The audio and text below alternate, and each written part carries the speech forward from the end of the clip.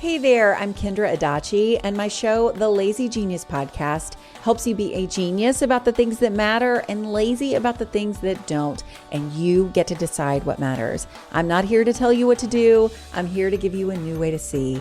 Episodes of the Lazy Genius Podcast are full of compassionate time management tips and permission slips to do what makes sense for you. New episodes drop every Monday. Follow and listen to the Lazy Genius Podcast on the free Odyssey app or wherever you get your podcasts. Hinge Health offers access to virtual physical therapy and pelvic floor care at no cost to you. So you can get down with your favorite 90s song and get back up. Twist without a shout and drop it like it's hot without a single leak. Because your body is made to move.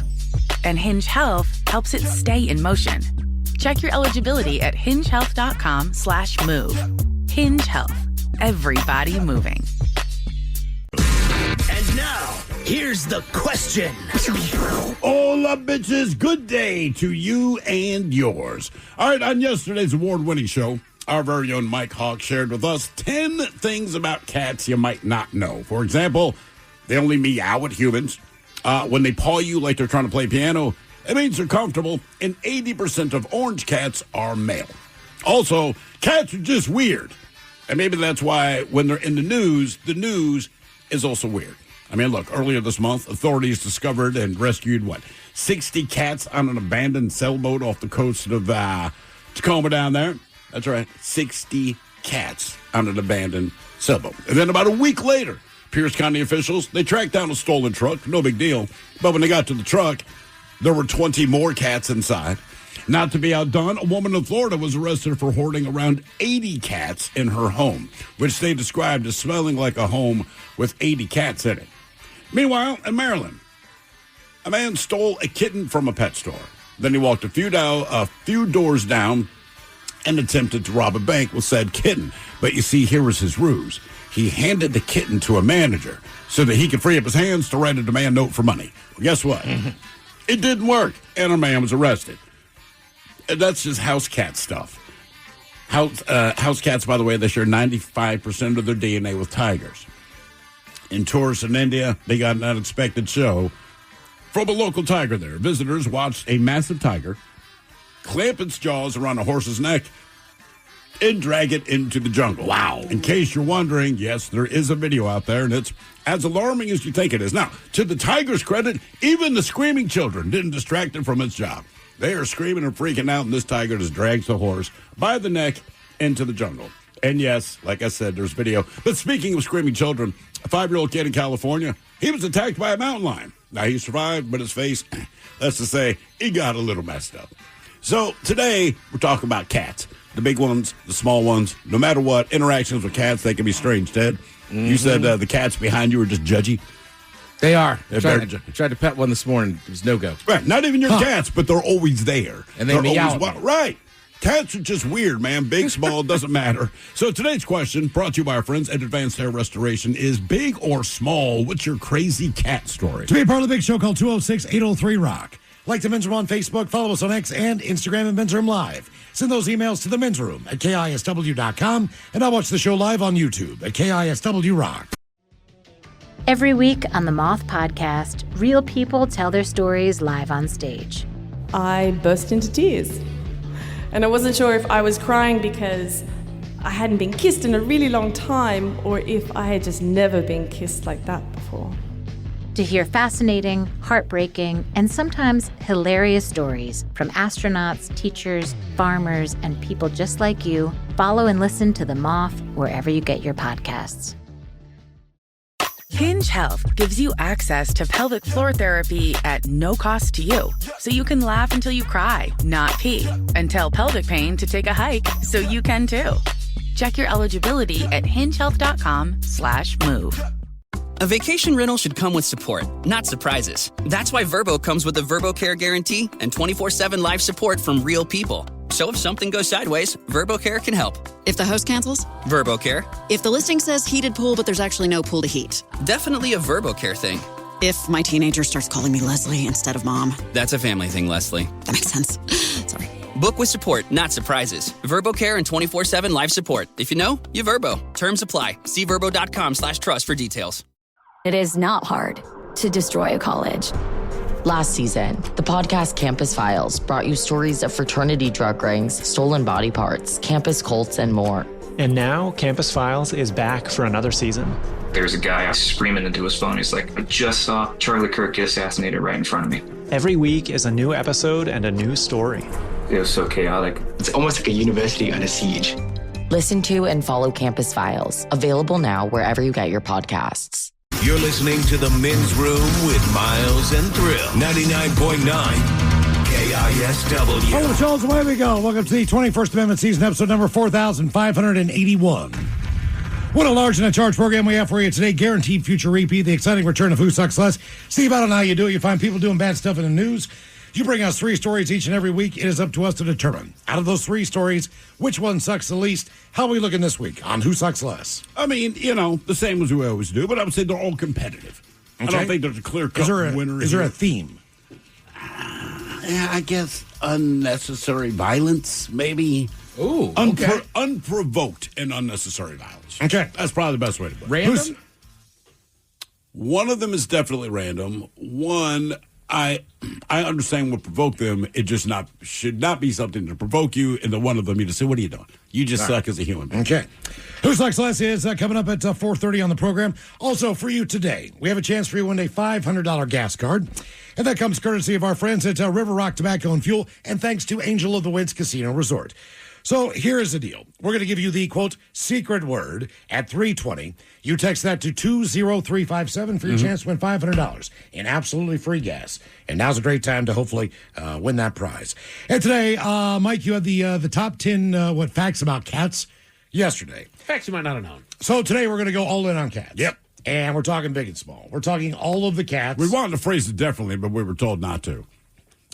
Well, I mean... All about the... Yeah. All about the kitty. Yeah. And that's what we're talking about. I don't think we've ever done a show about cats. No. This is our first cat show. It's a cat spectacular. Yes, cat We were predicting a higher number of female callers. We don't know that to be true. I'm, in fact, a cat lover. I am. I'd rather have a cat than a dog. I'm self-admitted cat lover. Right. Steve, you have a cat. Mm-hmm. Ted, you've got, 6 adopted cats? I have the neighbor's cats like my patio, or my little patio thing. They like to watch you. I guess. That's what cats do. And if I cook, the one cat's always there. Well, have you made friends with him? I tried this morning. The cat does not seem to want to engage me, but again, we'll sit outside my screen door and meow at me if I'm not looking. Are all of the cats from the same owner? Yeah, there's just 2 of them, correct. Just 2. But they're breaking in this new one, so I think eventually me and Daisy will get along. All right. Mike, how many you got? 3? I got 2. You got 2. Down to 2. What are your cats' names? I got Lucy, who's my oldest cat. She's 9. And then I got Dominic, who we grabbed 2 years ago. How many cats have you had in your lifetime? Ooh, okay. We had 3 at one point, 2 beyond that, so 5. 5 cats. How do you know the age of your cat so quick? I was thinking out Rainbow Janet. I'm like, I don't know. Most been around a hot minute. Yeah, I've had... That's the best I could say. Golly, I've had 1, 2... 3, 4, 5, 6, 7. I've had 7 cats. Damn. Yeah. Right. I guess I'm a cat person. I guess. 1, 2, 3, 4. 4 total. Does that include the 2 flea-ridden cats in your apartment in Baltimore? Yes. Okay. That includes that. And were they strays that came your way, or did you go and adopt the cat? The one I adopted was a chick I was dating. The other one, it was a different chick I was dating. She found it on railroad tracks. Oh, wow. It was super teeny tiny, and she just had to have the cat. So naturally, when we broke up, she left it with me. I'm like, how? What? Like, you want? And look, the cat was fine. We got along. It was great. He would sit on my shoulder like a parrot. When I walked around the house, we figured it out. But I'm like, no. You had to have this cat, and now you're moving on. Why don't you take this cat with you? See, Ted, I get the idea that the Smiths are not cat families. No, almost everybody has a dog, but no cats. Yeah, well, I never had a cat growing up. I don't think my cousins did. Yeah, you're right. I don't think Sister doesn't have a cat. No? Brother doesn't have a cat. He has not. I don't think even my cousins have a cat. Everybody's got dogs. Okay. Well, that tends to be the way it goes. Yeah, I had no cats in my family either, man. Just thinking on both sides, mom or dad, no matter who we visited, no one had a cat. In fact, I think only my grandparents even had a dog. So really just one pet out of the extended family. Okay. I feel like almost all my cousins have a dog. My brother has a dog. Kind of a standard. Yeah. I got a freaking I'm waiting for my elder years, and I'm going to give me a dog.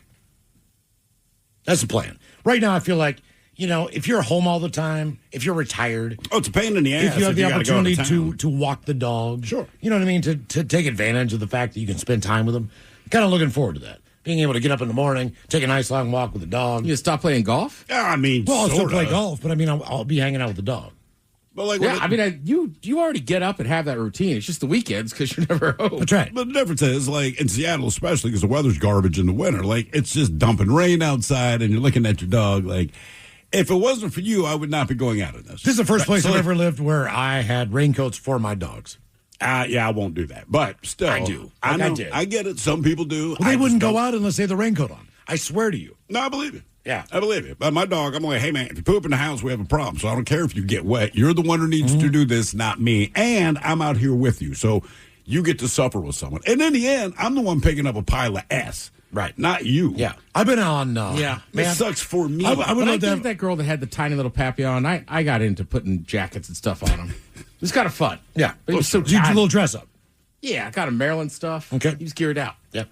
I would like to, the first time, some of the freakiest stuff I've seen is when I moved to Seattle that I never thought I'd see. I saw, probably 15 years ago, a cat that was leash trained in my neighborhood. Mm-hmm. I would see the woman walking the cat all the time. And I'd never seen that. No, because most people don't do that. And I cannot believe that a cat could be leash trained. I think if you do it from a kitten, if you can get the cat when it's a kitten, you can pretty much get your cat to do what you want. If you get a cat that's like 2 years old from a shelter, it might be friendly and all that, but I don't think there's a whole lot of new tricks that's going to try to learn to impress you. Yeah. I did, when I was training for Rainier, here's another bizarre one. Training for Rainier. I'm up there, Mount Washington is a pretty big mountain. Yeah. So that's why I was doing it as a training hike. And I'm coming down the mountain. I'm absolutely wiped out. Coming down the mountain. When I come. Here we come down the mountain. When I come. But so I'm walking down the mountain, kind of dazed out of it. Had a little snack at the top. I'm like, I just need to get back to the parking lot. Walking down the trail, and here comes this cat. All by himself.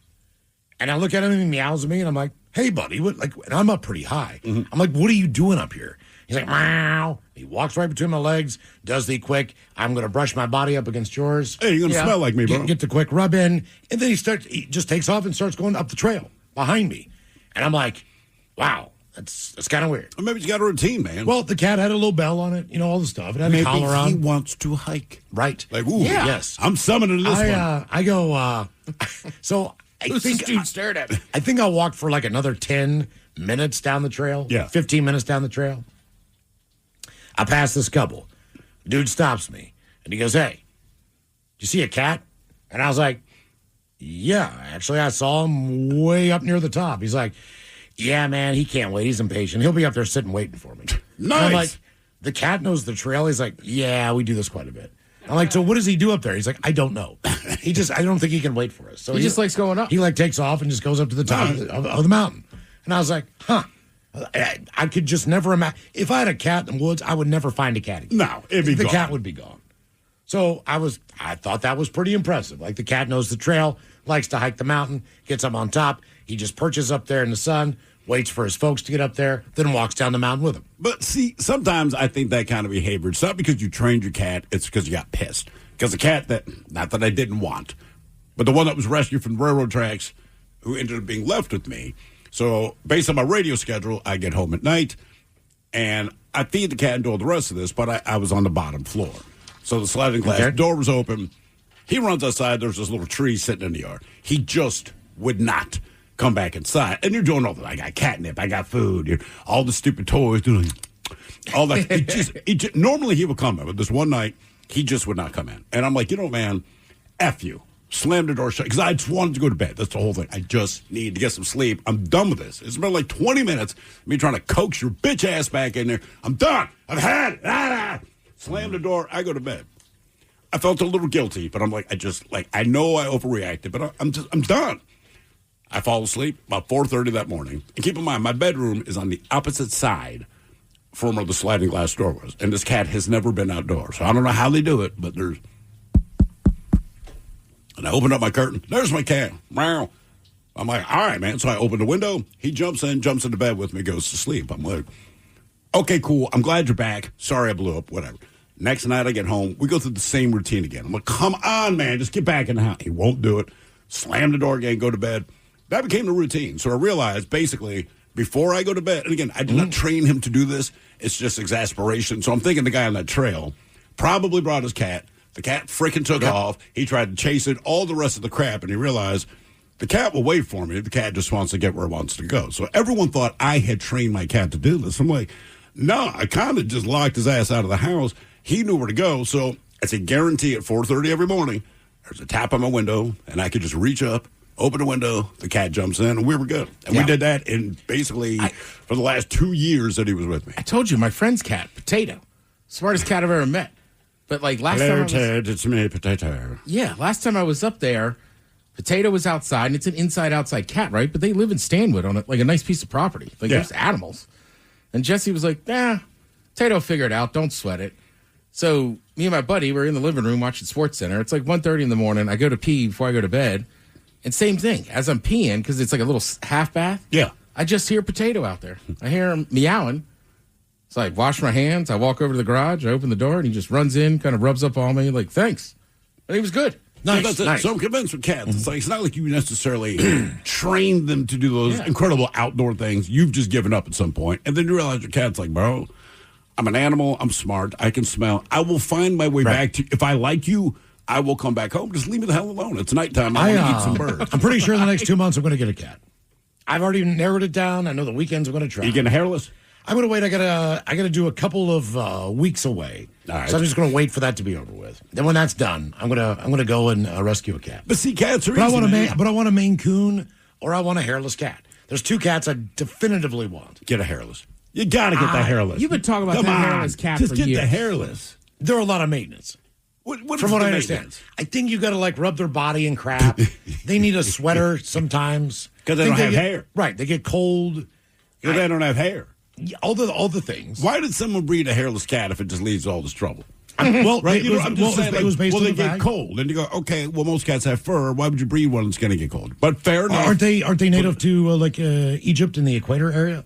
So I would just assume it's based on the fact they that have hairless cats back then. Well, what is the Sphinx? I don't know. I mean, it's modeled after. I know, but right? I thought it had hair. I'll be fair. I don't know a lot about the hairless cat world. I just when I picture the ancient Egyptians with the cats. Yeah. I picture Rainbow Janet, for Christ's sake, but I picture them just being normal fuzzy cats, not those weird hairless things. Now, you guys know Charlie. So Charlie's got my buddy. He's got a home, and then the home has a detached garage in the back. Right. It's like a single detached garage. It's an older craftsman home. And apparently a feral cat had gotten under there one day and had a litter. And the cat was taking care of the litter, and he could hear the kittens. Sure. So he calls animal control. What they do is they go and they trap all the kittens. They trap the mom. They take the mom to get spayed or neutered. Yeah. Then they adopt the baby cats. Sure. Now his cat is a long-haired cat. This cat underneath the barn. Then what they do is they take that cat and they re-release it into the same area where it was living. Okay. All right. So it's an outdoor cat. Slowly, this cat starts, liking Charlie a little bit more. All right. So Charlie puts out a bowl of food. Charlie has a dog. Next thing you know, the cat's cuddling up with the dog in the backyard. So the cat has made friends with the dog. Still not really made friends with Charlie. Sure. But he gets a cat door. Years go by. This has been years. Like, this is not something that happened overnight. Yeah. This is probably like a 4 or 5 year deal. So that cat, even though it has food, it still goes out every night and hunts all night long. Yeah, of course. So he will wake up at 3 o'clock, 4 o'clock in the morning with a baby bird in his bedroom with you name it, mice, rats, whatever that thing. So it's to the point now where he has taken all of the bird feeders out of his backyard because, when birds pair up, man, they're in for life. Yeah. All right. And this cat gets in there and grabs either the mom or the dad, yanks his ass out, chews him up, kills him, brings the carcass inside the house. The other bird is going nuts. Of course. Because she just lost her husband or wife or whatever the deal is. But this cat, in torments these animals. and plays with them until the final kill and then eats them. Yeah, that's what they do, man. And now that cat, like, just snuggles up with him on the couch or the bed or whatever. This is a wild cat. Now, I had a wild cat. Yeah. It got close to being somewhat tame, but it was always just rolling the dice on what was going to happen if I picked that cat up. Yeah. So sometimes I'd have to. Like, Gomez he was hit by a car. So both of his hips were broken. And when I got him, he could not squat in the litter box. So he would crawl in the litter box, all right, with his front paws. Yeah. He would lay on his side, and he would ass sideways, like laying down. Yeah. Now, that's as relaxed he's as got it is. litter all over him. You know what I mean? Weird. He's not doing well at pinching it off, so his ass is just, absolutely a mess. I would try to clean that off, just so when he did come next to me, I didn't have to smell his crap all the time. Why did you want that as a cat? I did not know that was a feral cat. Mm-hmm. I thought I was rescuing a cat that had been hit by a car. All right. But it was up in Tulalip. I believe it was on the reservation up there. All right. It just got hit by a car. They brought it in the VCA of Linwood or wherever it was, and they put it up for adoption. And at the time, I'd been separated from my wife, but she calls me and she goes, "You know what you need?" And I was like, "What?" She's like, "You need a cat." So she shows me the picture of this cat. Cat's all intubated and everything else. Yeah. She's like, "If you give this much money," almost felt like watching a PBS of course, pledge drive. They'll give you the cat. And I was like, "How much is this going to cost?" I don't know, $500, something like that. I'm like, "You know what? I'll save the cat's life." Little did I know, the car also ran over the cat's head. Oh. So the cat was blind, all right, and partially deaf. So now I got a blind, partially deaf, razor blade attack machine. Right. Scared of everything, living in my home. And I mean, sometimes I'd just wake up and the cat would be on the bed looking at me, looking down at me, and I could look into his blurry ass eyes that had like no stare. Yeah. I mean, you couldn't see anything. It was just like looking into an abyss. And he'd be up there. I'm like, "What, Gomez? What are you doing?" He'd go, "Meow." And I was like, it was demonic.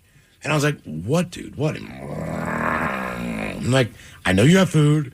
I know you have water. What is it?" I want to kill you. And he would just sit up there. I don't know, like, it was weird. So whatever happened to his throat and his vocal cords, he was not meow, Right. meow. He was meow.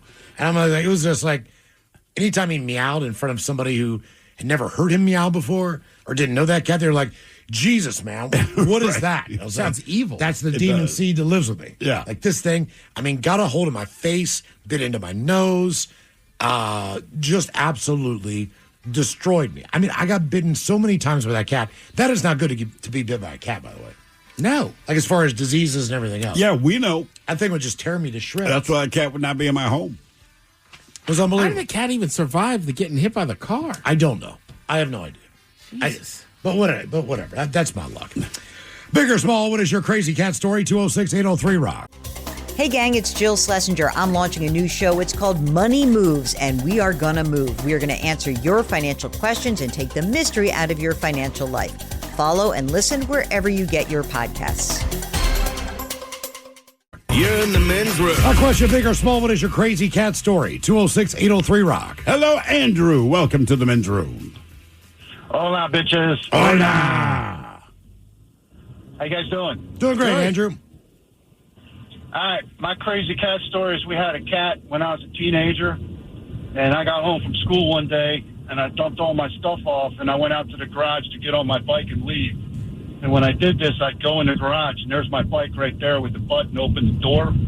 I'd hit the button, wait for the door to go all the way open, and then hit the button again to close it, and I would zip out the door before I'd run into it, obviously, and I'd be around the corner before it shut.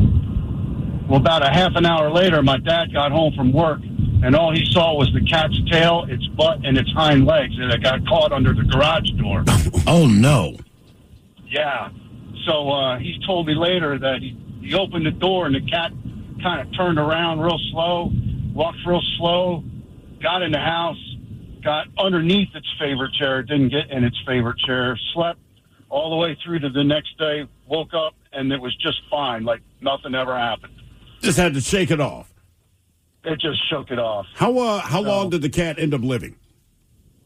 Oh, we ended up, we got it when it was 3 years old, and we had it for about 4, And then we moved, so we gave it to this nice old lady next door, and it lived a happy end of its life, drinking milk every day and stuff like that. Why do people give away cats when they move? Like, people don't do it with dogs, right? Like, if someone's moving and they have a dog, like almost 100% of the time, they take the dog with them. And I don't know what it is for people. It seems like a cat's about 50-50. Like, well, we're going to move. Would you take our cat? It's like, I mean, I will, but do you not like it anymore? Like, what? No one's ever offered me the dog. I don't think the cat cares. I've had many people. And that's the other thing. Cat, like, your dog's going to freak out in a new place, right? They got to go through all their stress management or whatever. But, like, this cat doesn't care. Just take the cat with me. Like, said the girl I dated. Had that been a dog instead of a cat, we probably would have had to fight about who got the dog. Because there's just something about it. Right? There would have been no question. Or she would have just taken off with it because that's how things work. The cat, she's like, no, you can have it. I'm like, okay, listen, you rescued this thing and brought it home. You love this thing. As you say, this is your little guy. He's your little fella. You can't wait to see him when you're at work. As soon as you get home, you want to scratch him. And then as soon as you're going to move, like, yeah, I don't need that. Right. I don't know what it is with cats, man. I'm with Miles. I feel like cats just adjust better. Whereas they the dog... do. I feel like the dog would just sit at the door whining and would never. Well, the dog really feels like a part of the family. I don't know if the cat does. Or are we just putting it on them? Well, I think the cat feels like it's part of your family. As expressive as a dog. They're honestly. not, but then when you move, the cat's like, oh, I guess I wasn't part of the family. Because, I mean, no one's ever just said, hey, man, we're moving. Can you watch my kids? Like, no. Man, I know Bernie stole my cat and gave it to his daughter. Yeah. The guy who smoked crack below me in the apartment in Baltimore. Oh, yeah. The cat jumped off the balcony. There's no way that cat, there's one of three things could have happened. Either I got hit by a car on the interstate, which I don't believe. This was my cat, Big Kitty. Yeah. I'm pretty sure he took that cat, number two. Or there's a chance that an animal could have gotten to him. Because I'm pretty sure my daughter's cat, Cola, succumbed to a coyote in Edmonds. I can believe that, yeah. But the weird thing is, you watch videos, cat will attack a bear or go after it if it comes in the backyard. I don't know how the hell the coyote has the power. Because it's no more than a dog. Or the swiftness. You know what I'm saying? To take the cat and kill it. I don't know. Maybe it's a bitch-ass cat. 'Cause I'm telling you, man, my neighbor's cat, they got that big outdoor cat. He doesn't do much. But he just has a look on his face that honestly, the vibe of this cat, when it's looking at you, it's just like, I wish a bitch would. Now, keep in mind, there's coyotes in the neighborhood. And I know they've snagged a couple people's pets. This cat is always outside. I don't know how it's still here. Or even when it looks at the coyote, like, do your thing, brother. See how that plays. Game on. Big or small, what is your crazy cat story? 206-803-ROCK. Hello, McKenna. Welcome to the men's room. Hola, bicholas. Hola. So my husband and I have had a cat since for about 10 years now. And he was probably about 3 or 4 when he started to kind of act up, and we were kind of not certain what was going on. And we decided to take him into the vet and make sure everything was okay. What do you mean act up? Like, what was he doing? He was, have you ever heard a cat, like, cough up a fur ball? Sure. Yeah. So he started to kind of sound like that. And so nothing ever came up. And we're like, hey, why is he still kind of hacking up? Like, nothing's coming up. He's not throwing up, no fur ball, no nothing. So we said, all right, let's just take him in, make sure he's okay. So doctor was like, well, we have this cream that you can kind of rub on his mouth that will eventually get into his system, and he will throw it up. Did that, didn't do anything. We took him back in. They said, all right, let's do some further testing. Let's check his lungs and see if there's any fluid on them or anything. We want to rule out some other things. So they did an x-ray. Lungs were completely clear. Everything was fine. And for some reason, the vet decided to diagnose him with walking pneumonia. Okay. I had never heard of that. That was kind of weird. And so I said, well, what are we supposed to do with this? He says, we'll give him a shot. We'll give him a couple meds for him to take home. He should be good in the next few days. Sounds great. A few weeks later, same thing happens. He starts hucking up again. Nothing comes up. He's normal. He's eating. He's drinking, playing. Take him in. They said, all right, well, let's do another x-ray, see if there's fluid. Nothing. Again, how much does this cost you so far, by the way, for you to keep going in for the doctor to say nothing wrong with this cat? Quite a bit. We were very, very poor. We were newlyweds at the time. We kind of had to ask my parents for some help because, you know, we didn't insure him at all or anything. And it was getting kind of scary. And so our parents were awesome and helped us financially, thank goodness. That was also another concern. He was the runt of his litter. So we kind of figured maybe there's something going on because of that. Eventually, we did have to take him to an emergency vet in the middle of the night because he was hardly breathing.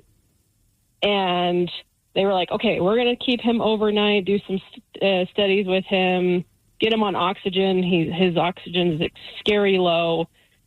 You know, at the time, we're panicked, and thousands of dollars are already racking up. And later that day, they finally called us the next day, and they said, okay, we find out what's finally wrong with him. He has something that's called feline asthma, which is asthma to any human.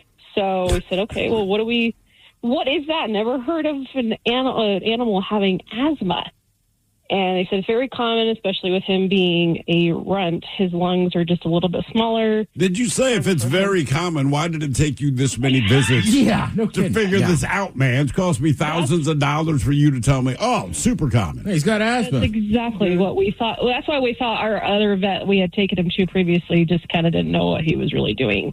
Okay. That's why we ended up in the emergency room with him, because we're like, maybe we can actually get some answers. Well, what do you do when you find out that your cat has, I mean, do they have an inhaler or something?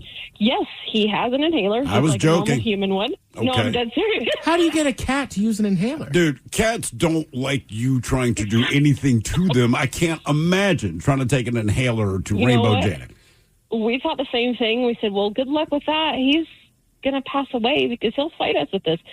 What it is, they recommended is getting what's called a child spacer for kids that won't inhaler. All right. It goes over their nose and their mouth, and then the other end of it, you stick the inhaler in, and you just press it a couple times, and he just sits there, and he just slowly breathes it in. Huh. He is so good with it and does not fight us because he knows it helps. Okay. I'm just thinking that, look, there's...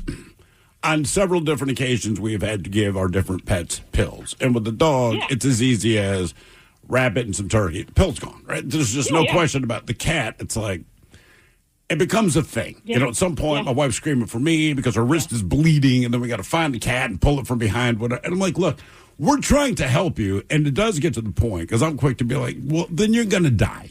Okay. Right? If I'm fighting you this much to give you Medicaid, you're going to die. I will say, much like your cat, I had pneumonia when I was like 14 and had one of those inhalers. Oh, yeah? Oh, yeah. It's wow. scary, yeah. Okay. So how old was your cat? Was it hard for them to get you to use it? Well, no, I was 14. Okay. I could use it. And you said your cat's still alive? Yep, he's still good. He just turned 10 the other day. He's doing great. And, How, can you trim his nails? Yes, he sits in my lap, and my husband cuts his nails because it scares me, and he's good. You have to feed him treats. I had 3 cats. I could cut their nails. Really? Just press on their paws, cut them. They'd be like, no big deal. No, I get it. My cat's like, try it again. I will kill you.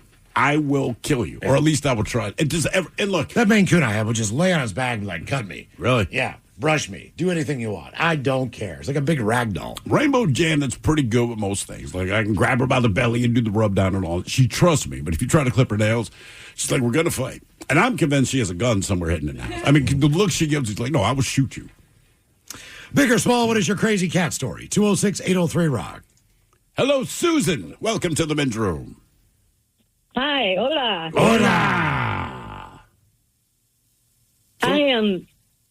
My cat, it was a rescue cat, a rescue kitten. I rescued her.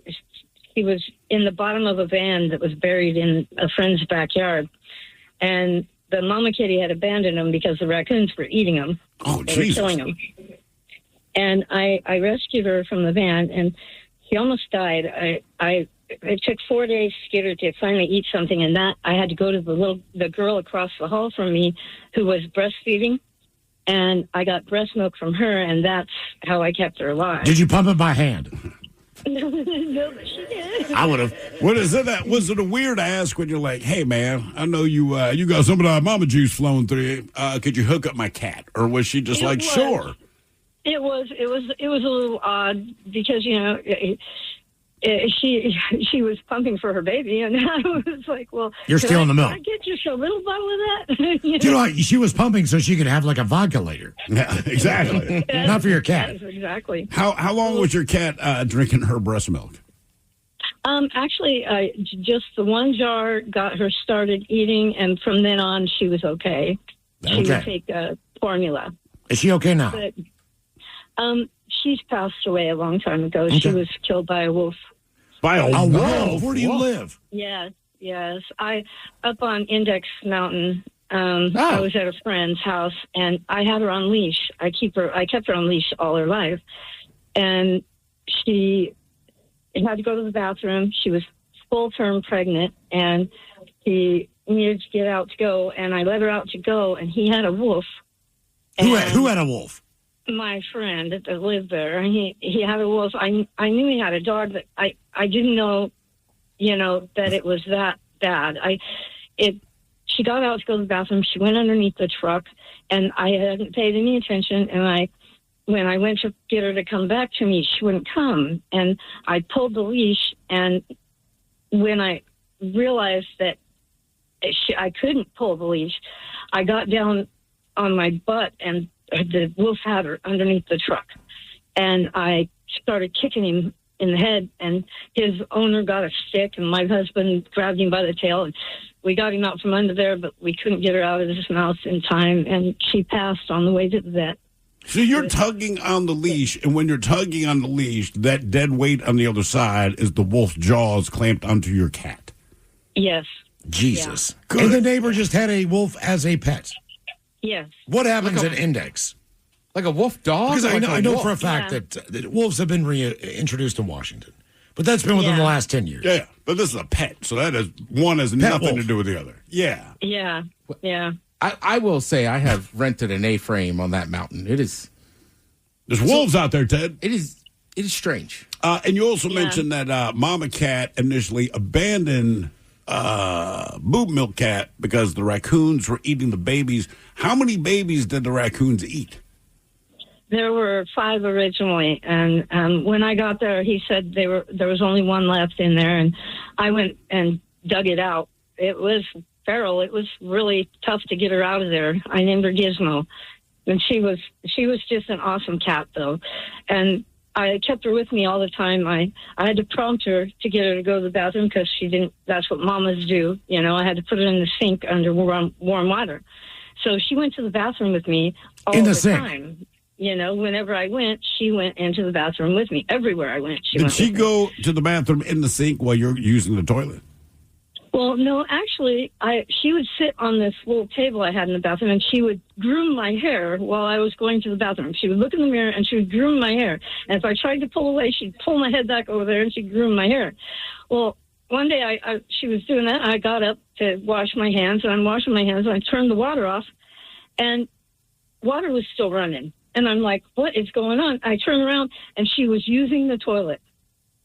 Huh. She actually started using the toilet. My son said I was crazy until I was at his house one day, and he heard something in his bathroom. He thought I left the water on, and he went in there, and she was using his toilet. He went, Mom, I thought you were nuts. I thought you were a crazy cat lady. That is awesome. I mean, think about how much money you save. Isn't that impressive? time? I can use my cat's litter box. No one gets excited when I do that. Was your cat Mr. Jinx? Who's Mr. Jinx? Well, no. Remember Meet the Parents? But, that cat used the toilet. Yeah. She was a lot like that, though. They called her, my neighbors called her Satan's daughter, because he used to go out to work on his car in the parking lot, and she would wait until he was underneath it, and then she'd get on top of the motor and start kicking grease off in his face.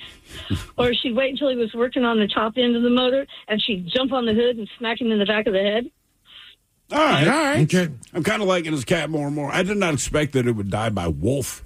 Wow. That's do you think her ringtone is what is a wolf?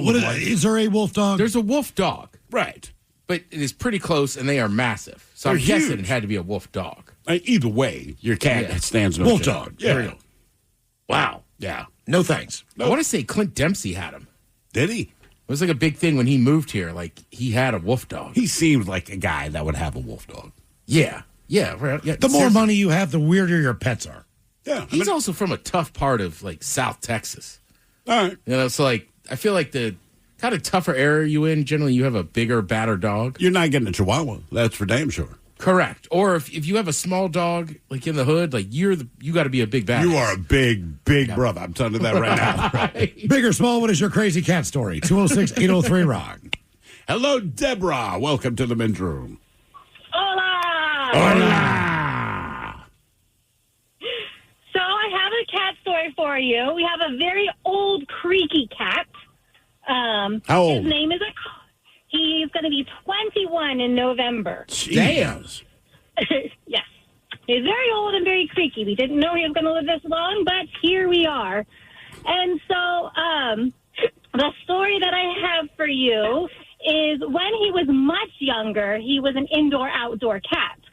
So I had young kids at the time, and after the kids went to bed, that's when I stayed up late and did my own thing. So I was watching a show and heard the cat meowing at the door.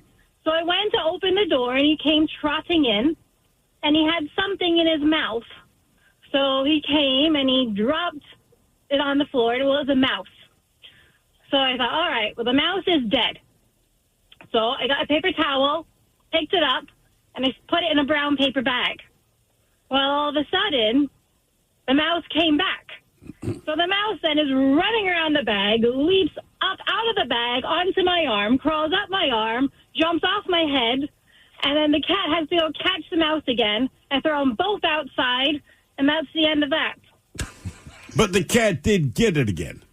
He did get it again. He was already injured it the first time. Well, no, I had a cat that did the same thing. Walked in, his mouth was closed, but the tail is hanging out of his mouth. Like a hillbilly with straw or something, right? So I thought the mouse was dead. Then you see the tail kind of twitch. I think the cat is going to kill the mouse because, that's what we all believe to be true. And the cat dumps the mouse off on my floor. The mouse obviously is terrified. It's skittering around. And then the cat ignored it. I'm like, come on. Yeah, he dropped it on the floor, went away, and went to sleep. And I'm like, are you kidding me? Now there's a freaking mouse in my house. Big or small, what is your crazy cat story? 206-803-ROCK. Gone South has been a podcast about crime in the American South. But for our new season, we're widening the lens. Follow and listen to Gone South Season 5, available now on Apple Podcasts, Spotify, or wherever you get your shows. Hey there, it's Jill Schlesinger. I'm launching a new show. It's called Money Moves, and your money is going to move. We're going to help you make better financial decisions. We're going to call out the BS you're finding all over social media. We're going to give you actionable guidance to make your financial life clearer, less stressful. We're going to answer your financial questions and take the mystery out of your financial life. Follow and listen to Money Moves with Jill Schlesinger wherever you get your podcasts. The shenanigans continue. This is the Men's Room with Miles and Thrill. Now's your chance to score a $500 gas card to use a River Rock Tobacco and Fuel thanks to our friends at Angel of the Winds Casino Resort. Here is the text number, 20357. 20357. All right, but the big thing, what's the secret word? The secret word is drive. Drive? Drive. $500 of driving on Angel of the Winds Casino. That's a sweet deal, man. So text drive right now to 20357. 20357. On our question, big or small, what is your crazy cat story? 206-803-ROCK. Hello, Ramon. Welcome to the Men's Room. Oh, it's going to take him a while. He's listening. Yeah, we'll get back to him. Hello, Brennan. Welcome to the Men's Room. Hey, guys, liquor and whores. Liquor and whores. All right, so one morning I was at work and I got a call from my wife bawling hysterically because she opened up the dryer and our cat had snuck into the dryer. And, when she opened up the door, the cat fell out and was dead. Oh, damn. Have you told us that, or has that just happened before? I had a friend whose All right, maybe cat, that's where I know it. Her cat, I'm going to guess the washer is not as bad as the dryer because her cat survived. But they had just gotten the cat, and she was doing laundry, did not realize the cat was in the washer. And as the cat was in the washer, because they have two little kids at that time. So the kids are a bit hysterical. She's hysterical, trying to find the new cat. They also have a dog, so they did not know if the dog had done something to the cat. But, the dog's just acting normal. So they had no idea what the cat was. And then I want to say before the cycle ended, it was one of those, maybe we should check the washer kind of things. And she opened up the washer, and there was the cat. And then immediately she called her husband, who was just like, yeah, what do you want me to do? Man, you put it in the washer, I don't know what to tell you. So I guess they took it to the vet. It cost over much it cost. I know the husband of the story is less impressed with the story than the wife. Because for him, he's like, it costs a lot of money. The cat was a little different after the fact, I guess, but it survived. But it was clean. It was clean, but yeah, the wash cycle, man. And the thing, I believe they have a front loader, which is better because when you have a front loader, you don't have an agitator. That Yeah, might but make still, the difference, man. you can't really get above the water line. So with a top you loader, keep spinning. It's like you're calling up for a breath. Hey, Miles, the cat survived. All right, like I said, it was a little different. They use less water. They do. That helps, and the spin. So even if it had to go under a couple times, it's also when they were closed. But every once in a while, it got tossed back into a place it could get air. But yeah, it went through a wash cycle. I know for a fact that typically dog owners and cat owners, if it's $2,000, say it's $2,000, all right, dog owner will bite the bullet and just spend $2,000. Yeah, cat owner, it just depends on the cat. I think it depends too on the age of said animal. Like if you have a dog that's already kind of up there, right? Like you'll pay for stuff, but I think there is a line of like, can I afford this? Is it worth it to? But I think that's where the line switches to. When dogs and cats, like I said, if people move, you can take the cat. They're never going to offer you their dog. All right. So to your point, Miles, dog costs $2,000. You're like, oh man, that sucks. But you pay it. The cat, like it's a discussion you have at dinner with the kids and everyone. Just get everyone's feeling. Sure. But then if your animals hit a certain age, right? Now if your dog is ailing, a lot of times people will have it put down or put to sleep because I don't want them to suffer. The cat that's 28 years old, they're like, no, I will do anything I can to keep it around. So we not really my friend. It is a friend of my wife's. I know her. You guys have met her. Crazy cat lady, truly a crazy cat lady. She's a vet tech and all this kind of thing, but they've got to be dead by now. They have to be dead by now. It was like 5 years ago. This was going down. So her one cat was 23 years old or something like this. Her other cat was 18, and then she had one that was like 9. So the 23-year-old, basically this chick would boo-hoo and sob and call my wife and a couple other friends, just talk about the state of the cat. But she kept taking it to the vet to keep it alive. And finally, my wife was just like, look, man, you need to put this thing, the cat's not happy. Is every 3 months you keep going back to the vet, the situation, you're just prolonging its life. Right? I mean, that's it. Well, but she wouldn't let it go. And then people that have old dogs are kind of like, man, it's planned like, we're going to the vet on Friday. We got, because Buster's old and he's suffering. So if your cat's old and suffering, it seems like you're content with that and you do what you can to keep the cat around forever. Well, the move is, from what I remember, so let's just say that the woman brings a cat in.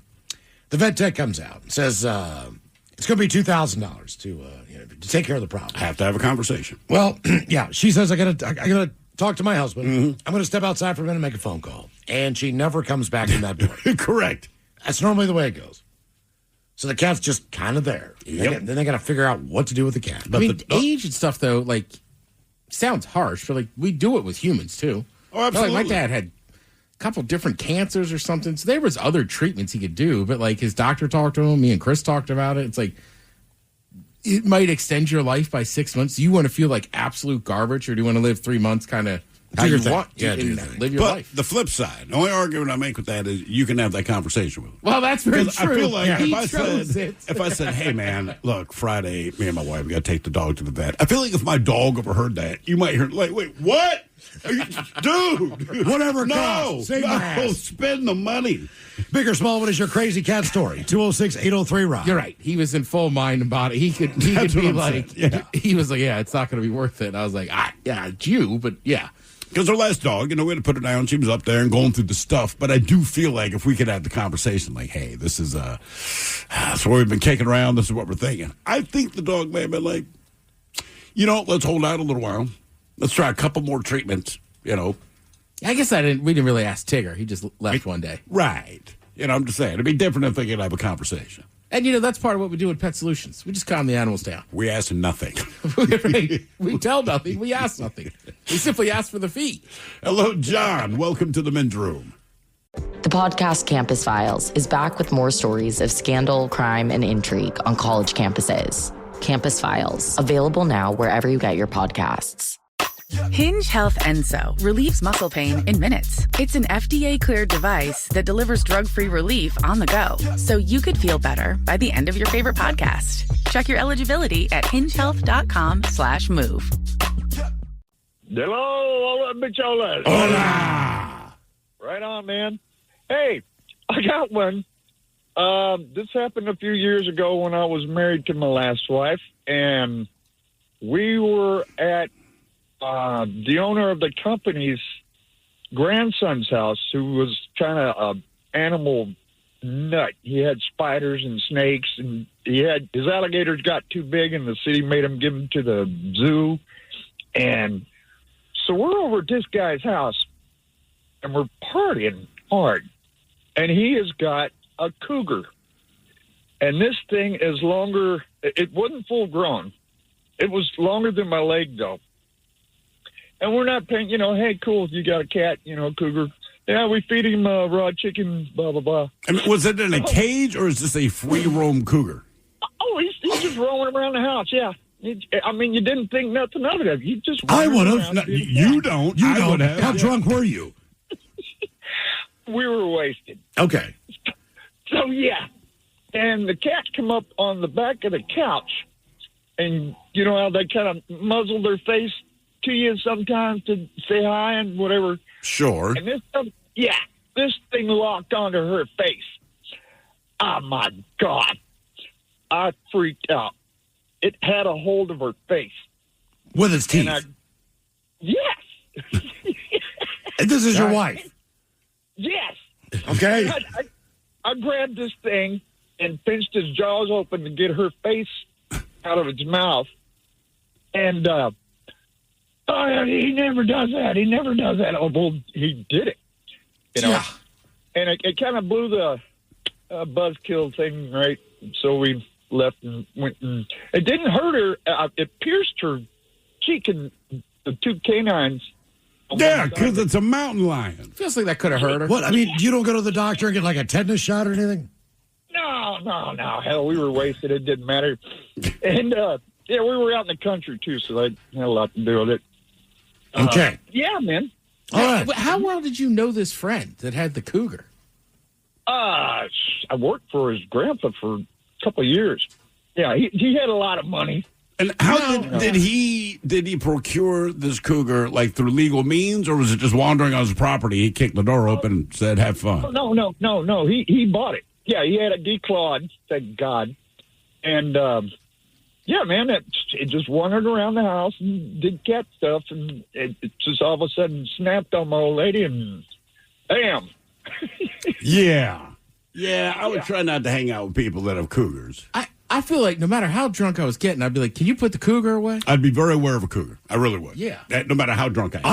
I would not stay. Like, it's a cougar. What was the movie? I believe it was made in the 70s. It was all about lions. Do you remember this? So it's like a B movie. I want to say they actually filmed it like in Africa. With lions.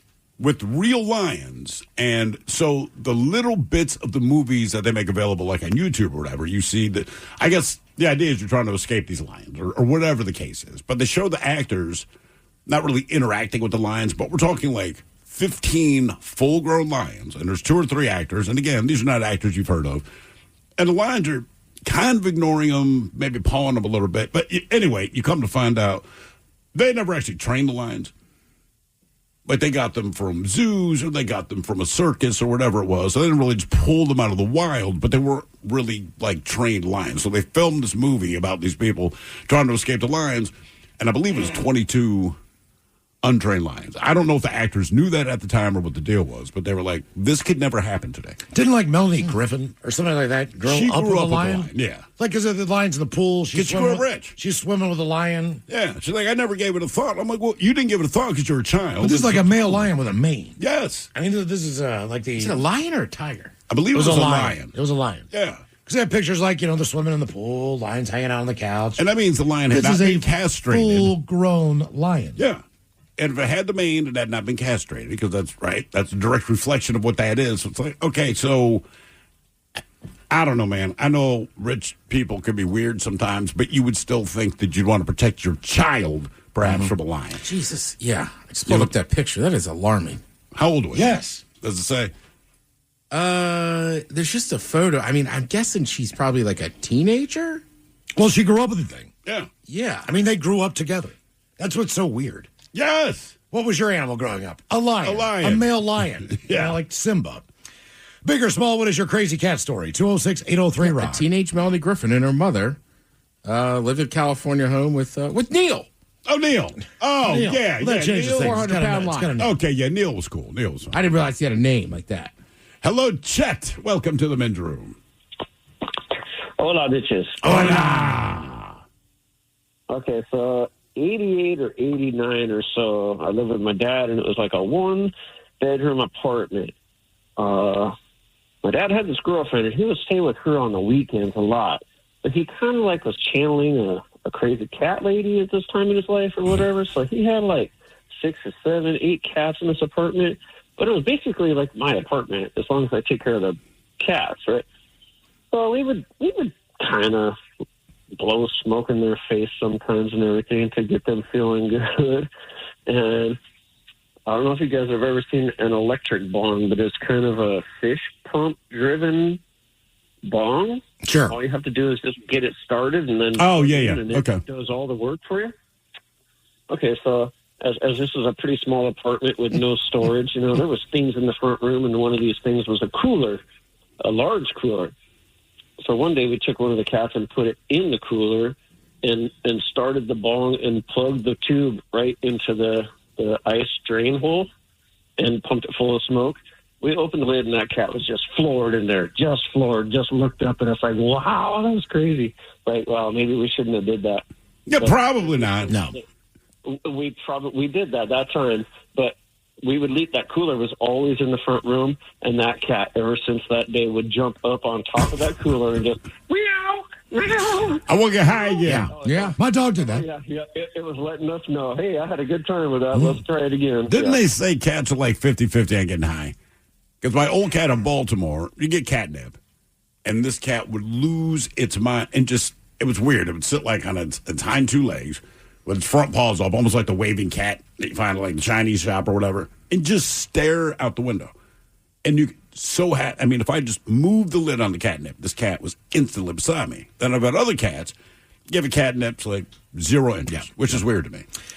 Big or small, what is your crazy cat story? 206-803-ROCK. Yeah, going back to that cat I know, Potato. We've given him some nip. Late at night. How does he like it? Honestly, we were smoking a bowl, and I just looked down and I said, I wish I was as high as Potato is. Oh, he's that high? He's just blissed out, just loving life. Look, the cats are like catnip. I mean, they get so almost the vibe they give is the opposite of cats. Same with the lion. Same with the tiger. I've heard Catnip that, yeah. does the same thing. Oh, yeah. Cats are cats. In the end, cats are cats. Hello, Greg. Welcome to the men's room. Howdy. Hola, bicholas. Hola.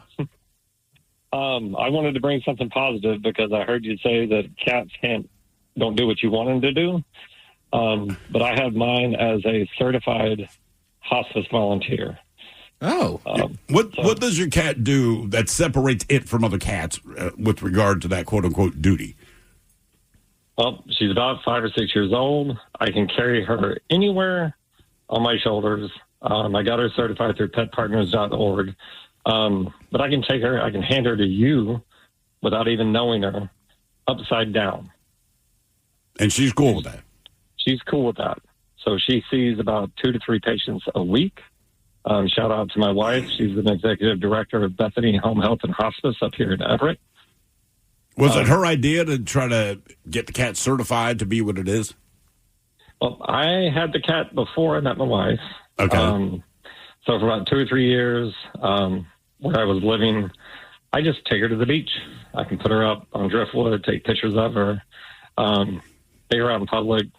People would just lose their F's. And I've been wanting to do something like that for a while. But once she launched her hospice program and her volunteer program, I went through the certification process with petpartners.org, and it cost me about, $100 or so. So what does the cat do when it interacts with patients? Or is it just they're just happy to have a cat that isn't trying to rip their face off? Just sits there and chills. All right. Okay. Yeah, that's pretty much it. For 1 to 2 hours, the cat would just sit there, purr, doesn't do anything, doesn't fight. It's wild. Huh. That's cool. All right. That'd be Good a fun for you, cat though, to man. hang out with. I would think so. I do like cats that get a little ornery. Rainbow's pretty chill, but she get a little ornery sometimes. She like a laser pointer cat or more of a toy cat? She does not care.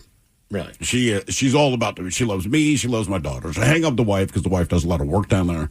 But as my wife says, my wife's at a sewing machine, and she's like, my back is killing me. I'm like, we'll get a different chair. She's like, it's not that. It's that when I sit down in that chair, Rainbow will always sit behind her. Right? So she's like, I can't lean back because the cat will let you know it's there by placing its claws in your back. So she's, you accommodate them and lean forward, but the cat doesn't sit in her lap. It just sits behind her. If I go down there, no matter what I'm doing, the cat gets in my lap. And that's okay. What annoys me, though, sometimes I'll go down there to get away from everyone else to try to read, and it's not. Can't do it. Well, the paw comes up and keeps pushing the book down. Right? I'm like, all right, I'll scratch her head for a minute, and of course she maintains eye contact. And then I'll put the book up. I can't get more than half of one page. But, like, you can't outlast her on it. It's every time. And finally get frustrated. I'm like, Jesus Christ. Forget it. I give up. Forget it. Either I'm just going to pet you or I'll go upstairs and read. Period. Big or small, what is your crazy cat story? 206-803-ROCK. I will have a nice laugh this weekend thinking about you trying to read a book and that Paul just pushing the book down. Dude, I cannot read a book down. So you can't look at a magazine. You can't read a book. You can't go on the laptop. You can't do anything. You can watch TV because you can still kind of look down at her and keep petting her. But if you put anything between your face and her when she's on your lap, you see the paw come up. And I mean, full body weight, just slam. I was like, dude, I'm still petting you. You know what I mean? Like, with my free hand, I'm petting you. It's like, but we must have eye contact. This is what's important to you. I know it's cute, blah, blah, blah. It's really freaking annoying. It is seriously annoying, man. I don't know why that's just so funny. Like, it's nope. Yeah, every time. They're like, no. And it's like, God damn it. Hello, Jennifer. Welcome to the men's room. Hola. Hola. How's it going? Doing great. Good. Yeah, I just pulled in my driveway. I was driving home, and I heard you wanted a cat story, and I got a cat story for you. Perfect. My roommates and I and this is like when I was 19, and I'm 50 now, so this is a long time ago. But we made mushroom tea, and everybody but one of my roommates drank their cup of tea, right? And so we just put his cup of tea in the kitchen, and then we're going doing our thing, and letting stuff kick in and whatever. I come in the kitchen and my cat's head is in the cup, buried in the cup of shroom tea, and he drank the whole cup. Wow. Of shroom tea. Legend. Yeah. So what happened? On his own. Oh my God. So this cat was so funny. Like, it was the whole theme of the night, right? Because the cat, just made our night. He was like super, super crazy. And you could tell that this cat was so high, he did not know what to do with himself. And he like jumped up on top of this bookshelf that I have, and he was like kind of spitting on us and like not like hissing at us, but just like he didn't know what to do with himself. And then I had a belt that was hanging over the back of a chair, and I think he thought it was a snake because he would get right up on it and then he would jump straight up and straight back. I've never seen a cat move like that before, ever. It was so crazy. And we all just had a blast, but the cat was definitely super high. Yeah, I mean, drinking mushroom tea, I wouldn't think that would be my entertainment for the evening. Not with the cat. No. Big or small, what is your crazy cat story? 206-803-ROCK. The Recap Show is an inside look into the world of global soccer and women's sports. Follow and listen to The Recap Show wherever you get your podcasts. Always live on the free Odyssey app. From the Pinky's Plumbing Studio, you're in the men's room. Text the guys at 206-803-ROCK. Kids going back to school, help our friends at Mary's Place. Kicks for Kids is on now, KISW.com. The idea being the kids, they need a brand new pair of shoes to wear first day of school. Yep. Have the confidence they need to walk down the hallway and feel good about themselves. Kids get to pick out their own brand of shoes. Which is nice. $20,000 is the goal to do that. Yes. So if you could, please donate now at KISW.com. Our question, big or small, what is your crazy cat story? 206-803-ROCK. Hello, John. Welcome to the men's room. Hola. Hola.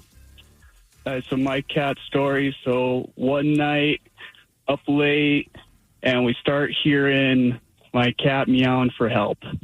And we are looking around, and we've been looking for like 20, 25 minutes, and we cannot figure out where my cat is meowing from. And we're like, is it under the house? It's not under the house. Is it coming from in the wall? Where is the cat meowing from? And I'm in the bathroom, and I look down, and I see its poor little face meowing at me from the furnace grate. Oh, wow. How do you get it? So you just had to take the grate off?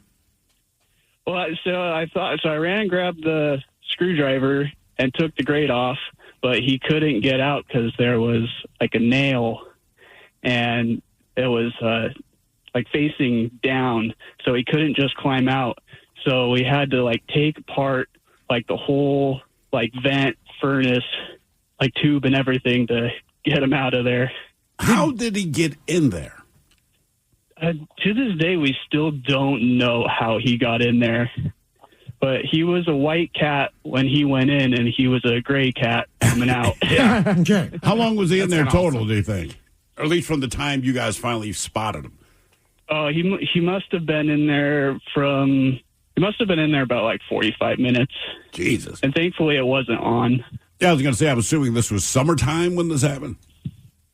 Yeah, I think so. It was a little while ago. Yeah, cats are made. We have a drop ceiling in the basement, right? And we have replaced it. But we got rid of those big, ugly, like styrofoam-looking kind of drop ceiling that most people have. Yeah. Got rid of that. They have some cool-looking drop ceiling things. So we had replaced it. We are very happy about this, like adults do. You stand there with your arms folded, self-congratulating yourself on a job well done. So this took us basically 4 days to get the whole basement done. It's a big-ass basement, right? Took about 4 days to get this whole thing done. We're like, man, this is cool. It looks a lot better down there. Well, my wife's workroom is behind a wall in the basement. But if you get on top of that wall, you could, in theory, get up in the drop ceiling. Obviously, human beings don't do that, but the cat did, but we didn't know. So as we're looking at the drop ceiling, one of the tiles, like, buckles for a second, and we look at each other like, you saw that, right? And then, just like 3 panels come down, there's the cat with the whole, hits the ground, takes off running. It's like, God damn it, man. So we kind of plugged up that little area where she could do that. Because I'm like, this cat, she's dumb enough, she will do it again. And I'm just going to get pissed watching the ceiling keep coming down. So, yeah, we blocked it off. She can't do it. But yeah, we had no idea she was up there. Just falling from the sky. It's weird, man, if you don't. Actually, that happened in high school. It wasn't a cat, it was rats. But the typical drop ceiling you see, and I remember the final period of the day, it was geometry, I believe, and you could hear them scratching around for weeks. But this is Baltimore City, so if you don't hear rats, there's something wrong with the place, right? So everyone kind of ignored it. And this one day, they're like right above us. Then the ceiling tile cracked, and I remember the teacher, Miss Jessup, said, everybody just relax. And as she's saying that, the whole tile came down, and these 3 big-ass rats and all the dirt and weird stuff that's up there with them I don't know how to explain it, but it looked like a prison riot at that point. The whole class is she lost control. Everyone's out, and basically we just went home early. But yeah, so cool. Yeah, animals falling through drop ceilings. It's a good time. It is. Hello. Sounds like it is, man. It really is. Hello, Justin. Welcome to the men's room. Hola. Hola. All right, so this one kind of started back in, I think it was 07, 08, something like that. A dear friend of mine had just graduated law school, and in 07, 08, everything was kind of economically crumbling at that stage, and she didn't have an opportunity to go back to work, so ended up going to Europe to do some other practice, education and so on. Anyway, she had put up on Facebook or MySpace, whatever it was, back at that time that her 2 cats, who I had known, she was going to put them up for adoption. I said, well, that's not going to happen. And so she's like, well, give it 2 weeks, and if it doesn't happen, then sure, you can take them. Great. 2 weeks passed. No biters. And so I ended up with these 2 cats, Butters and Frodo. Great names, right? And, Butters. And Frodo. Butters, Right. but they're both amazing cats. And so, anyway, Butters was a problem child right from the beginning, because I'm looking at this cat, I'm like, gosh, she doesn't look right. And, this is when I'm in my 20s at that point, and we were out in Seattle, and we'd go to, Dick's Burgers or wherever we would go to go get food on a Friday or Saturday night and bring food back. And by morning, the cat was in the garbage. She had eaten everything. Like, there was strewn out burger and, Thai food and whatever, anything. And so, and she still wasn't gaining any weight. And, of course, my house was a disaster at that point. And I said, this isn't going to work. So I took her to the vet. And the doctor said, hey, this cat's going to die, like today. Thank you for bringing her in. She's diabetic. She is basically kind of going at the moment. I said, well, what do we do? And long story short, $4,000 later, in the first 2 weeks that I'd had the cat, she ended up living for another 11 years wow. after that. Okay.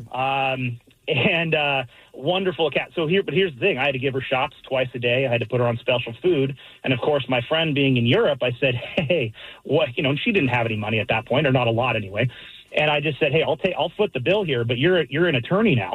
I'm going to go ahead and hold this over you later for some legal services, which she absolutely made payable later on in life.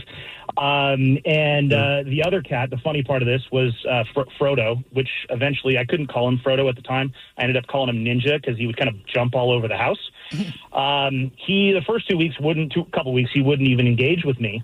He'd hide and whatever else. And eventually he wanted to sleep in bed with me. And I want to say 2 or 3 months into this engagement, he would start pawing at the door. And I had a friend over for other midnight activities, if you will.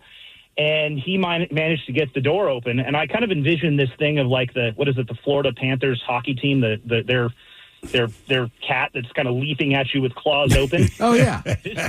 This basically happened to my backside in the middle of the night, in the middle of certain things. Yeah. And I still have the scars to prove it. Oh, my God. So the cat latched onto you. Oh, yeah. I don't necessarily think, why would he know what I was doing? But there were things going on at that particular moment. They know what you're doing. Look, one thing about mammals, we all, roughly speaking, have sex the same way. You put things where they go. Yeah. Right? That cat knew. Yep. So that was an interesting, laughable, kind of less enjoyable moment at that point in the evening. Did that in the festivities? Did the festivities stop? Yeah, they stopped. I was not comfortable for quite a while. Yeah. How bad was the scarring? You can see it on kind of my lower back on one side. But for a while there, they were noticeable and questionable. How long was the cat strapped to your ass at this point? I think after I screamed, and probably something the neighbors heard. I don't know. Not very long. I didn't seem like very long. And then she probably thought she was taking you to new heights. Yeah. Somebody was. Yeah. Jesus. Yeah. Animals have a way of ruining that. I believe it's their sense of smell. Oh, they know what you're doing. So, they know exactly what you're doing, man. Big or small, what is your crazy cat story? 206-803-ROCK. The fact that they always want to engage just tells me that they're freaks. Hello, Drew. Welcome to the men's room. Hola, bicholas. Hola. First of all, very long-time listener, first-time caller. Well, thank you. Welcome to the show, man. Cats, huh? Awesome. Yeah, cats. So I'm going to try to keep this short so you don't send a monster at me, but this was like a 3-day ordeal. My buddies and I were having smoking some really good stuff, and my friend decided to play the Hall of the Mountain King song, so we all entered the zone. All right. If you know what I'm talking about. Well, when we came back from that zone, we decided, hey, we should smoke some more. My buddy who has the stuff is looking around, wondering where it's all at, and we hear a little bit of ruffishing underneath the bench where we're sitting, and sure enough, my friend's cat has consumed 3 grams. Oh! Yeah. So this cat's eyes has never left dilation. It was always wide even during the day. And, well, that was the end of our session for that day. The next day, we put money towards another bit of a session. And all of a sudden, we were told by my friend, hey, it's gone. I'm like, what do you mean it's gone? I'm thinking to myself, he's being stingy. He's keeping it to himself and taking our money, right? Of course. Wasn't the case. I go to see him later that day. There is his cat with the bag sticking his head out the screen window and then run off to the woods. This cat developed an actual need for this stuff. And I hear obscenities going on inside before I even knock on the door. But my buddy comes out, and he's like, you're not going to believe this. I'm like, let me guess, Axel ran off with the weed. And he's like, yeah, how'd you know? I literally just caught him running off into the woods. And he had the bag of weed with him. With him, just in his mouth. Jesus. That's all you need. Yeah, I kind of respect this cat. I'm just amazed at how much cats can consume, right? Because you look at a cat, there's only so much they can eat, which proves to be untrue. This wasn't weed. I've told this before, but when we were super broke, had a cat, but had people over for Thanksgiving, and it's other broke people, right? And it's kind of thing where we're eating at a ping pong table because that's going to serve as a dining room table. But the way the apartment's laid out, and the thing is, we'd splurged on the turkey because you don't have a lot of money. Buying a turkey is a lot, but we knew people were coming, whatever. So everybody got their first round of food, and we're out just chatting, doing our regular thing. We get up to go get seconds, walk into the kitchen, and the cat is basically in the turkey pan with the turkey. There's no meat on the turkey. I mean, this thing looks like we buried it in the desert 8 years ago, man. So, I mean, it is clean. And I remember just looking at this cat because I am pissed. And the cat's just, wow, livid, right? So, Thanksgiving, we still had a good time. But as far as eating, that was done, right? She didn't touch anything else, but just turkey. Turkey is picked clean. Everyone goes home. It's a couple hours later. And now I just hear that pitiful moan. And I realize, okay, now the cat's belly hurts because you ate probably 12 pounds of turkey, which is ridiculous to me. And then for about the next day and a half, the cat's just puking up turkey. Did not want to eat anything else. And I had zero sympathy. That said, I still have to clean up cat puke. But I'm going to tell you, this is what you get, man. Like, don't look at me with sad eyes. You ate 12 pounds of turkey. And that's the thing about cats. They're so quiet. You know if your dog's eating something because you can hear dogs eat, right? Dogs are not subtle about anything they do. The cat, no idea, didn't give it a thought. And because it's a cat, not a dog, no one ever said, hey, where's your cat? If your dog's not around, you're eating, that's your first question. Where's the dog? Check the kitchen. You know he's in there doing something. Cat, didn't think about it. Walked in, I'm like, oh my God. I mean, it's just, there's just a turkey carcass. Well, and the dog, too, you know. You Right? know. Like, you know what you can leave, where, whatever, especially depending on the dog, right? Like, Miles, you had Beagle. You can't eat on a coffee table without that bastard coming over and try to steal it. No, you're going to take it. Yeah. Plus, dogs, they have a guilt face. Like, I'll come home from work and you look at the dog and they're like, man, now I have to look through the house to find what you did. Right? Because all you're doing is screaming guilt, you know what I mean, tail between the legs, and eventually you find what it is. Or they're hiding somewhere weird. Yeah. Cats, they could have killed a man. They will act exactly the same. Yeah, chill. Nothing changes. Big or small, what is your crazy cat story? 206-803-ROCK. Hello, Josh. Welcome to the men's room. Hola, gentlemen. What's up? Hola. What's up, Ted? How you doing? You know, not bad, man. How you been? I've been chilling, Jim. Nice. Working hard. Oh, yeah. Story. When I was 10 years old, I used to go down to Medford, Oregon, where my uncle had this farm at. And it had one of those fields next to it that, like, you know, those little spiky balls get stuck in your socks? Yeah. Oh, yeah. Field? Okay. I don't know. I've never known the name of those things. I hate those. Don't we call them birds, I believe? Or hitchhikers? Is that what they call them? I don't know. But, yeah, we know exactly what you're talking about. Hitchhikers. So I would go play in this field and stuff like that, and I would play with my uncle's dogs.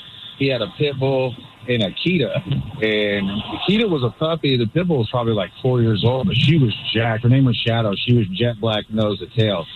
And like normal, I grab the dogs, I run out to the field, and there's this one tree in the middle, just one tree in the middle of this field, and I used to climb in it and hang out up there, swing off of it. And I played with some of the country kids down the road, but it was mostly just me by myself and the dogs. And then one morning I went running out to the tree, and Shadow dipped in front of me and like kind of clipped me at the knees to stop me. And a bobcat, probably about a good 60-pound bobcat, jumped down at the tree. Oh. And then, like, dude, I'm talking 5 feet in front of me. And I'm from the hood, dude. Like, you ain't never seen nothing like this, dog. The best cat you've seen is somebody's house cat, bro. So, like, I ain't never seen nothing like this up front, you know, in the zoo. And so it starts to tense up, like ears going back and starts, like, squinching its tail down to the ground. And I know when a cat's about to pounce, regardless of where you grew up at. And I'm like, And as soon as this thing had the breath to leap forward, Shadow caught it at the throat and just started shaking the dog nuts out this thing. And freaking Alex is what my uncle trained him to do. Alex is running around it, clipping it at the heels. And this thing keeps dropping. Shadow keeps shaking. I start hearing bones crunch and crack. This thing's dead as a doornail. And they slaughtered it in front of me. Wow. There is, well, they're going to eat. That's what they do. Yeah. That's what they do. So they flipped it over and they went for the soft stuff. They went for the intestines, the stomach, the liver, all that stuff. And, I'm right there. I come in the house and my Aunt Pam loses her ass. I am covered head to toe in blood. I have all those little spiky things all over me. It was badass crazy. The forest people had to come out, the animal folks, cops showed up. It was actually a big deal for that little, rural area. Because people had seen that bobcat. Why did the cops have to come out? What do you think is suspicious here, man? Oh, that's the first thing people called. That was the first person she called, was the cops. And then the cops, Okay. I guess it's, because it's a bobcat, I guess. It's funny, one of our listeners, Tim, who's up at Snohomish, he just sent us a video of his back deck, and there's just a bobcat chilling. How close? Oh, let me see this real quick. It's a big cat. He's filming it from his deck. The cat. Do I got a split second to tell y'all about MC pooping on me? Oh, yeah. I'm just showing him this bobcat because it just gives him more of a reference point. Big-ass black and white cat back in the day named MC for Master of Ceremonies, because everybody in my family wanted to be a rapper. Anyway, it was one of them episodes, when you're 14, 15 is when you really start first smoking weed and all that. You pass out everywhere. So I'm on the couch. I got the hot dogs. I got the nachos and the chips, all this stuff. I'm eating all my auntie's food. And I passed out. Well, I thought that I had rolled over on the ketchup bottle. So I'm like, oh, man, I got ketchup all over my side. I woke up, and then all of a sudden the smell hit me. And I realized I had rolled onto the ketchup bottle. They still squeeze the same. You killed it? No. Oh, I okay. squeezed the poop out of it all up in Oh, God. Damn. That's not ketchup. Yeah, that is not kind of ketchup you eating, man. Jesus Christ. I think it's bad. Yeah. Who's Next Last is coming up at 4:30, and we've got your emails on the way next in the men's room at KISW.com. Every week on the Moth Podcast, real people tell their stories live on stage. I burst into tears. And I wasn't sure if I was crying because I hadn't been kissed in a really long time, or if I had just never been kissed like that before. To hear fascinating, heartbreaking, and sometimes hilarious stories from astronauts, teachers, farmers, and people just like you, follow and listen to The Moth wherever you get your podcasts. All day, the digital world asks for your attention. Out here, you give it back to what counts. To the sound of your boots on dirt. To the people around you. To the wind moving through the trees. A waypoint isn't just a pin, it's a connection. A route isn't just a line, it's how everyone made it to camp safely. OnX builds apps for navigating the outdoors so you can create adventures in the real world. Learn more at onxmaps.com. How We Made Your Mother is a rewatch podcast that looks back episode by episode at the hit TV show How I Met Your Mother. It's hosted by me, Josh Radnor, along with series co-creator and my friend Craig Thomas. Follow How We Made Your Mother wherever you get your podcasts. Hey there, it's Jill Schlesinger. I'm launching a new show. It's called Money Moves, and your money is going to move. We're going to help you make better financial decisions. We're going to call out the BS you're finding all over social media. We're going to give you actionable guidance to make your financial life clearer, less stressful. We're going to answer your financial questions and take the mystery out of your financial life. Follow and listen to Money Moves with Jill Schlesinger wherever you get your podcasts. Hinge Health Enso relieves muscle pain in minutes. It's an FDA-cleared device that delivers drug-free relief on the go, so you could feel better by the end of your favorite podcast. Check your eligibility at hingehealth.com/move. We return to the men's room with Miles and Thrill. Who's Next Last is coming up, and first time for a few emails to the men's room at KISW.com.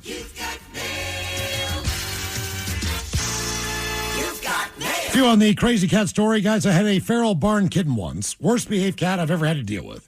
I changed out the litter, and she watched. She'd followed me back to the laundry and pee all over that. Growing up, we had about 15 cats, and we lived next to a public park. They would hunt squirrels in packs. It's a sight to be seen. They would send one up a tree to flush out a squirrel, watch the rest pounce when it came back down. Never got stuck in the trees either, but they needed a clear runway coming back down, or they'd crash into the pile of cats. that ganged up on the squirrel on the ground. I'd like to watch that.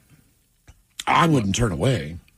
What? Watch a squirrel fall into a group of cats? Just the fact that these cats are hunting as a team, I kind of like it. And I don't know, like I like to, like sometimes I like it when the dingo wins and I watch those nature videos. What's wrong with that? Well, what is the dingo taking out that when it wins? Where you're cool? A baby. Yeah, or like you watch how they like circle around. It's like, to me, it's like watching a really good offense or defense at work. Right, they're very strategic. Okay. Now, granted, there is a death in the end, but it's an animal. Guys, we had a cat back in the 70s named... I'm just saying, I respect. They all need to eat, Mike. All right? Nature. You're right. Cat in the 70s named Smitzer.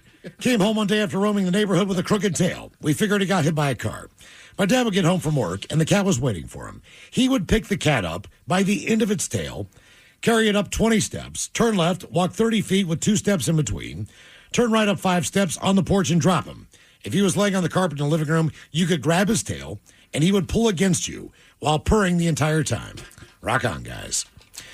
Dudes have chickens, therefore I have rats. 2 years ago, for about a week and a half, noticed heads of dead rats in the middle of the yard with the back of their neck. Then one night while sitting on the back steps, this very petite cat comes trotting across the yard and hopped up on our laps. Decided to keep her, and we named her Barnard, the barnyard kitty. We no longer have a rat problem. That from Rose in Tacoma. Isn't that how we quote-unquote domesticated cats in the first place? Pretty sure. Like basically, human beings started getting together. We started agriculture. We started storing grain. You store grain, you get rodents. And then the cats, who were not buddy-buddy with people at the time, were like, hey, there's good eating in these grain storage facilities. So basically, hang out where the people are, because the people lead to good eating. That's also how they got associated with witches. Why is that? Because from what I heard, like the early witches, quote unquote, the early iteration, they were female, and the women were brewmasters. They were the original beer makers, and so while they were making beer, they had this big old cauldron that they were storing up full of friggin' brew, witches brew. They had all their grains in the back, and they had black cats that were all around there. Okay. Otherwise, they were inside the produce. Yeah, that's essentially what we domesticated. Like, people bring food. Guys, if you count a cougar as a cat, I watched one. Women that domesticate men that way. Yeah, it works. Yeah, come on in. Guys, if you count a cougar as a cat, I watched one decimate a Doberman once. I was 12. Saw it trying to drag the dog over a 6-foot fence. Grandpa scared it off with a 12-gauge blast. That'll do it. I'm just saying, it seems like all animals tend to respect a gun, even if they're not familiar with what it is. Guys, that also happened to our house cat in the 80s. I was a teenager. Our cat crawled into the dryer to take a nap. And I turned on the dryer just to take the wrinkles out of the clothes before I wear them. When I opened it up, I reached in and felt fur. And my dad's cat was in there, dry to death. Oh, damn. Guys, back in April, I'm house sitting for my folks up on Orcas Island. And our cat, Steven, is an indoor-outdoor cat. Likes to run around on the property, occasionally leave a present or two on the deck. This time, he caught a mole. And since I had a back door open, he brought it inside and left it on the floor. Cool. Thing still alive, barely hanging on. I then quickly have to pick it up with a paper towel, drop it back outside. Besides that, he's one solid-ass cat. That from Tori. Solid-ass cat. Solid-ass cat. Yeah, we call that a sack. Bitches, this is disgusting. Our first and only male cat, Cuddles, would lay on the family room floor with my husband and lick inside of my husband's ear, like dinner was in there. I don't think my husband minded. The same cat we think was hit by a car on the 4th of July one year, required a trip to the vet, and we chose pinning broken legs over amputation. Cat was in a leg cast and ran away to the neighbors a couple streets over. Got a call about it from the neighbor. He was eating their cat's food. We had a second female cat at the time. Was the last time we saw Cuddles. Guess he found a new home. Our third cat now, Jade, is 16. She will sit in the garage with us while we listen to the men's room. She leads the way and wears a harness, sits on a pillow in an old office chair. She's a tuxedo, acts like a dog, and will be our last cat. That from Julie. Dude, my friends lost a cat that way in their neighborhood. Somebody, like, they knew it was going to, like, neighbors' houses. Yeah. But one woman, like, a few houses down, she started feeding it. And they're like, you have a cat? And she was like, no, I don't have a cat. It's like, did you feed it? She's like, yeah, but it's... So finally, I think he was just like, fine. Right. It's yours. Keep the cat. Yours. Guys, I worked at a vet clinic, and someone hit a bobcat on the highway and brought it to our clinic in the back of his Jeep. Thankfully, he left it in the Jeep because we went out to see if he was telling the truth. It had woken up. Uh-oh. And was freaking out inside the Jeep. And finally, I found a kitten 70 feet up in a tree. Tried getting him down for 3 days. Finally, I found a dude on Facebook who volunteers to help get cats down from trees. All right. He pulled out gear that looked like it was for loggers, scaled the tree, got him down, and I ended up adopting the cat. Okay. There we go. Time for a couple birthday emails brought to you by Men's Room Roasted Red Salsa from San Juan Salsa Company. Dip responsibly. Guys, it's my dad's birthday today. Can I get a shout out with a montage of all the different sayings, especially from Thrill and the Captain? Of all the different what? Oh, just whatever you got. Oh, okay. Doesn't say a name. Doesn't have any information. Are you me? Holy J.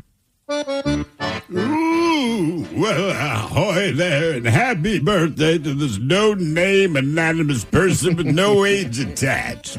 So I just try to be quick. I don't know what you do on your birthday, but for Fraternity Tiger's birthday, he got real drunk, and as friends do, we decided to shave his entire body, head to toe. After we discovered he had a lot of racist tattoos under that fur. So Aunt Mom and Uncle Ben weren't too pleased with what they found, but Tony explained it away. Now it's just water under the bridge. Mostly crunch berries. Guys, greetings, you old leathery hags and Mike. Today I complete my 27th rotation around the big ball of plasma. So could I get a drop the beat, a symphony of thoughts, ending with a Kevin Hart damn. Cheers, bitches. Have a fantastic rest of your day. That from your 10-year-long listener, Alex the Furry. Drop the beat.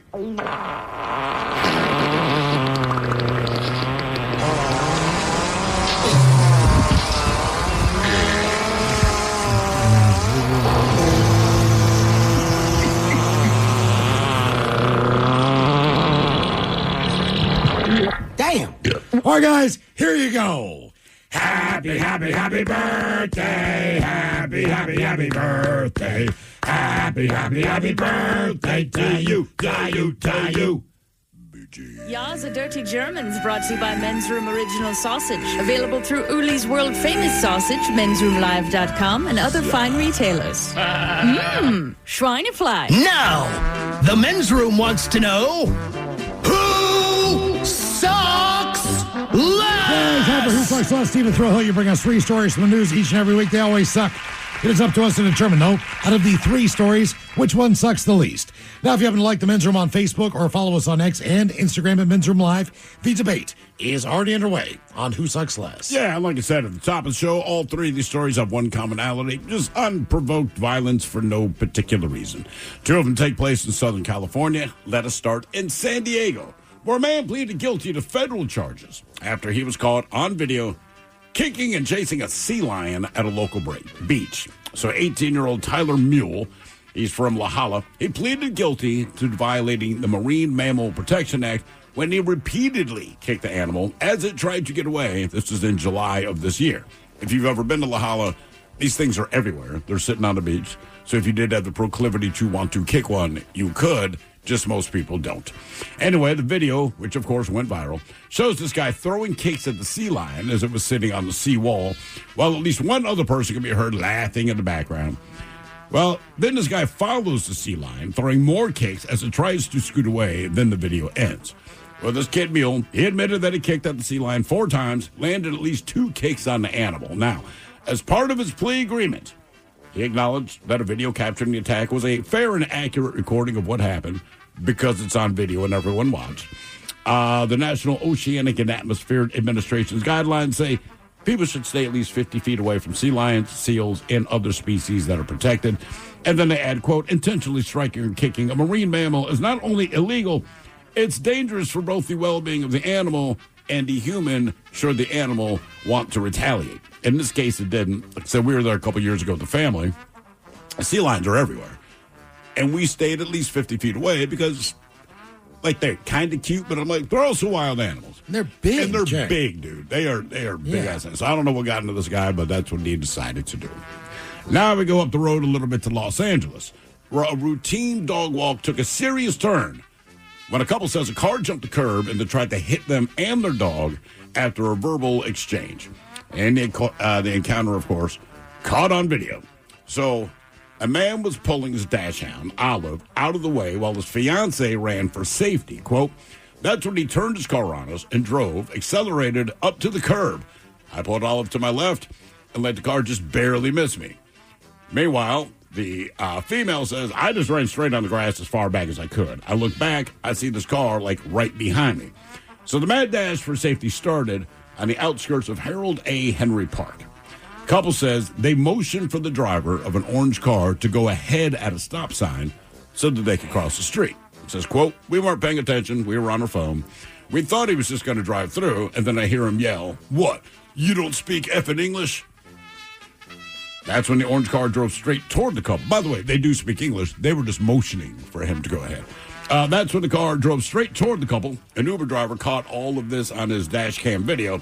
So the car goes out of frame as it jumps the curb and drives into the park. But the back camera captures the car driving off the grass and then back onto the street. And then you can hear the words, run, run, run, as he's taking his car, trying to mow these people down. They say it all happened in a matter of seconds, but it was definitely one of the craziest things that's ever happened to us. And the park was full of bystanders and their dogs at the time of the incident. So basically, they had plenty of witness and everyone else scrambling out of the way with their dogs. So the couple reported the incident to the police and told Eyewitness News that it's scary. No, the driver's still out there. They haven't caught him. Wow. Yeah. That's crazy. Oh, yeah. All they did just motion for him to go ahead, and that was that. And now we go to Florida, but it involves a couple from Ohio. So a couple from Ohio, they got drunk during a cruise, and then they forced their way into a family's cabin, where they assaulted the family and ended up punching a 9-year-old boy. Jesus. Yeah, so 29-year-old Gannon Jaycox and his 28-year girlfriend Brooklyn Hicks. They were arrested at Port Canaveral by the Brevard County Sheriff's Department. Basically, the two of them were arguing loudly after, as they say, taking advantage of some adult beverages, when one of the victims asked them to be quiet. Well, naturally, these idiots became irate when they were asked to keep it quiet. That's when they pushed their way into the victim's room and began fighting with the two adults and, again, their 9-year-old child. So the boyfriend in this case, he swung on everyone in the room, including the kid, and they say, as a fight ensued, he ends up hitting all three people, including the child, while his girlfriend was just swinging wildly, hoping one would land. She ended up not hitting anyone. Well, he was charged with burglary and battery, child abuse without great bodily harm. She was charged with burglary, battery, and a battery, quote-unquote, touch strike. Now, both are placed in custody in jail. His bond is set at $31,000. Her bond was set at $16,000. Okay. So, again, these are your three stories with the guy in San Diego who, it's not that he admitted to it, he was caught on video, then said, yeah, that's me, for repeatedly chasing and kicking a sea lion for no particular reason other than his buddy thought it was funny. This seems like a stupid move. We have the guy in Los Angeles who has not been caught yet, but determined that the couple he's speaking to don't speak English, even though they speak English, and that's still not a reason to do something, but then drove into a dog park trying to run him over. And finally, the couple from Ohio got drunk, got in an argument, and ended up assaulting a child in addition to the kid's parents when they asked them to quiet down. Did you say the name of the guy in San Diego? Not name, the age of the guy in San Diego. 18 years old. Okay, that's what I thought. And he did this in July, so I'm assuming he was 18 then. Maybe he wasn't. Either way, it's about a month and a half ago that he decided to do that. And again, if you've been to La Jolla, there's just sea lions everywhere. So, by the way, sea lions smell like ass, but they are. They're huge. The kids wanted to see them. It was cool, and I'm like, there they are. And all I could think is, the water this cow smells terrible. Oh, God. I think Ohio couple sucks the most. All right. Basically because a 9-year-old kid got punched in the face while on a cruise with his family. And if you've been on a cruise ship, unless you spend the money, your cabin is tiny. Yeah. So when someone comes in there throwing punches, if you're in there, you're probably going to get And the couple that was throwing punches, they were drinking and being loud. They got drunk. They got into an argument. I guess they were outside of this cabin's door, so they just opened the door and said, hey, come on, guys, keep it down. But before they could close the door, I see. Okay. They came busting in there. Because now they're a team. We were arguing, but no, you ain't going to disrespect us. I mean, I'm with Miles. I think that's... it's tough to decide who sucks the most. I will say this.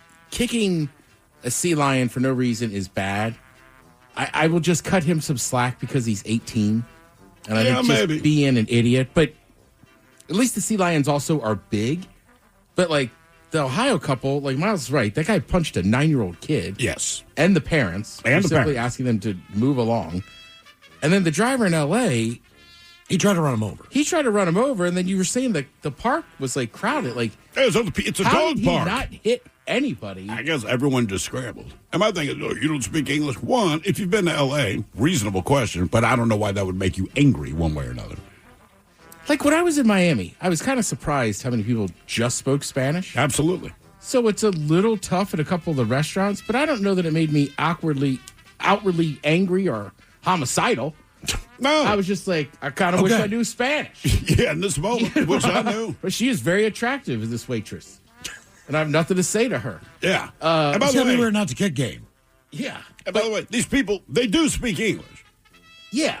So I don't know the guy, Pete, but their only communication with this guy was to wave him through the intersection. Basically, let him go, then they're going to cross the street. That was their whole thing. Instead of making him wait for them to cross the street, it's kind of like, go ahead. Yeah. We'll cross it, which people do left and right. And somehow he interpreted that is, you don't speak English, which matters so much. And I'm going to run you over in a park. Ted, I think San Diego 18-year-old sucks the least. That's what I'm going I think Ohio couple sucks the most. I know the guy stole the lamb in L.A. He did not hit anybody. But just based on, I know what his intent was. That's why I think he sucks the most. Like, drunk couple. All right. Just because, one, you're drunk, so you're not going to make good decisions. I understood they hit a 9-year-old kid, but also if that were my kid, the story would have a much different ending, right? So that's part of it. But again, drunk people don't make good decisions. I don't know if the guy driving in L.A. was drunk or not, but the fact that your decision-making says, I don't believe you speak English, and for that reason, I'm going to try to run you over in my vehicle. Because that just tells me, I go, look, the couple on the boat, I do not like them, but you were drunk. This guy, he already has it in his head that this is an issue, and he believes that the way to deal with that issue is to run people over. Correct. I mean, I'd venture to say the guy's just a psychopath. And I think that's fair. And again, I could be wrong, but I'm guessing an 18-year-old kid is an 18-year-old kid. And he's kicking a sea lion. Just the ones I saw down there were just so massive. I'm like, I don't think sea lion's going to have a huge I don't know if it helps, but the kid is from La Jolla, so he has grown up very familiar, not with the sea lions themselves, but the idea that they're there. I just don't think that sea lion's going to be like, oh, man, I got internal bleeding. Like, they're massive. Yeah. Right? I mean, they have, a lot of fat and blood. Just say, man, they're fat. It's not my place to call them fat. Jesus. I'm just saying. Debate continues on Who Sucks Less. If you like the Men's Room on Facebook or follow us on X and Instagram at Men's Room Live. All right, coming up at 5:08, we'll drink and toast with the shot of the day. You are listening to the Men's Room. It is not hard to destroy a college. Last season, the podcast Campus Files brought you stories of fraternity drug rings, stolen body parts, campus cults, and more. And now, Campus Files is back for another season. There's a guy screaming into his phone. He's like, I just saw Charlie Kirk get assassinated right in front of me. Every week is a new episode and a new story. It was so chaotic. It's almost like a university under siege. Listen to and follow Campus Files. Available now wherever you get your podcasts. The Men's Room returns with Miles and Threes. All right, coming up at 5:08, we'll drink and toast with the shot of the day. And we do have your headlines on the way at 5:50.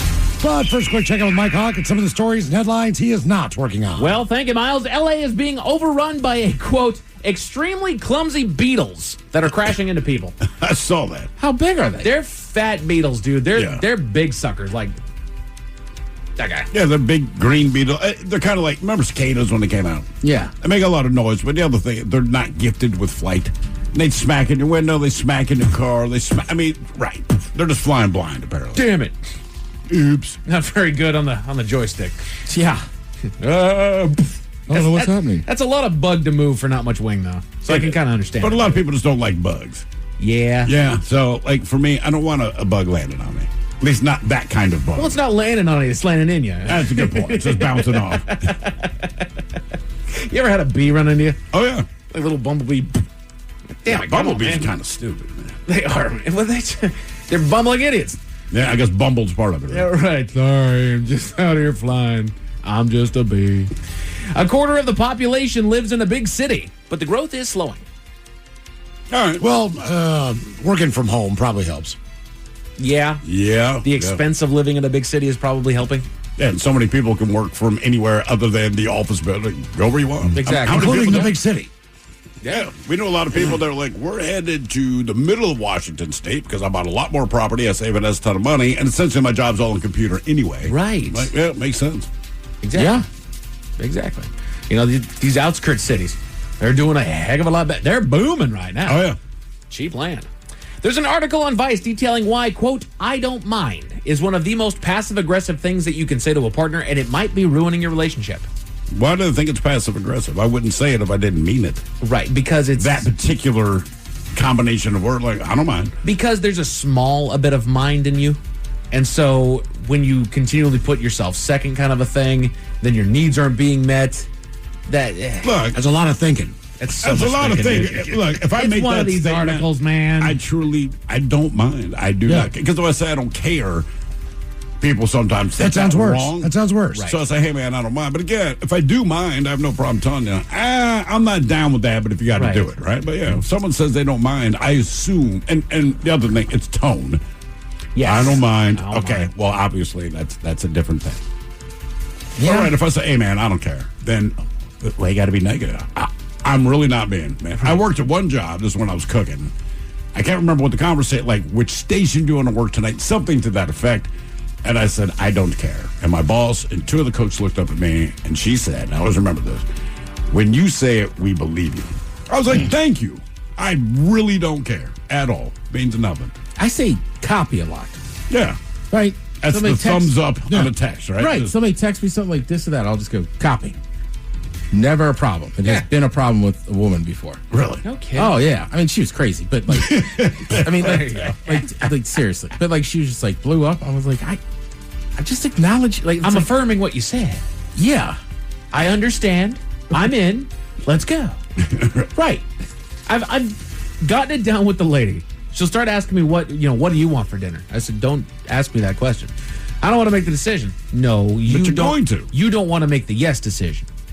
Well, same thing I'll tell my wife. Are you in the mood for anything? I'm like, typically, not if I have a certain hankering for something, yeah. But overwhelmingly, I don't. I'm like, just pick. I have figured out that she asks me that so that I might happen to uncover something that she hasn't thought about for dinner. Yeah. Right? But at the end of the day, it's like nothing sounds She's like good. dredging for gold when she asks. Exactly. Me. I'm not expecting to find gold, but I'm going to dredge it anyway. Exactly. Yeah.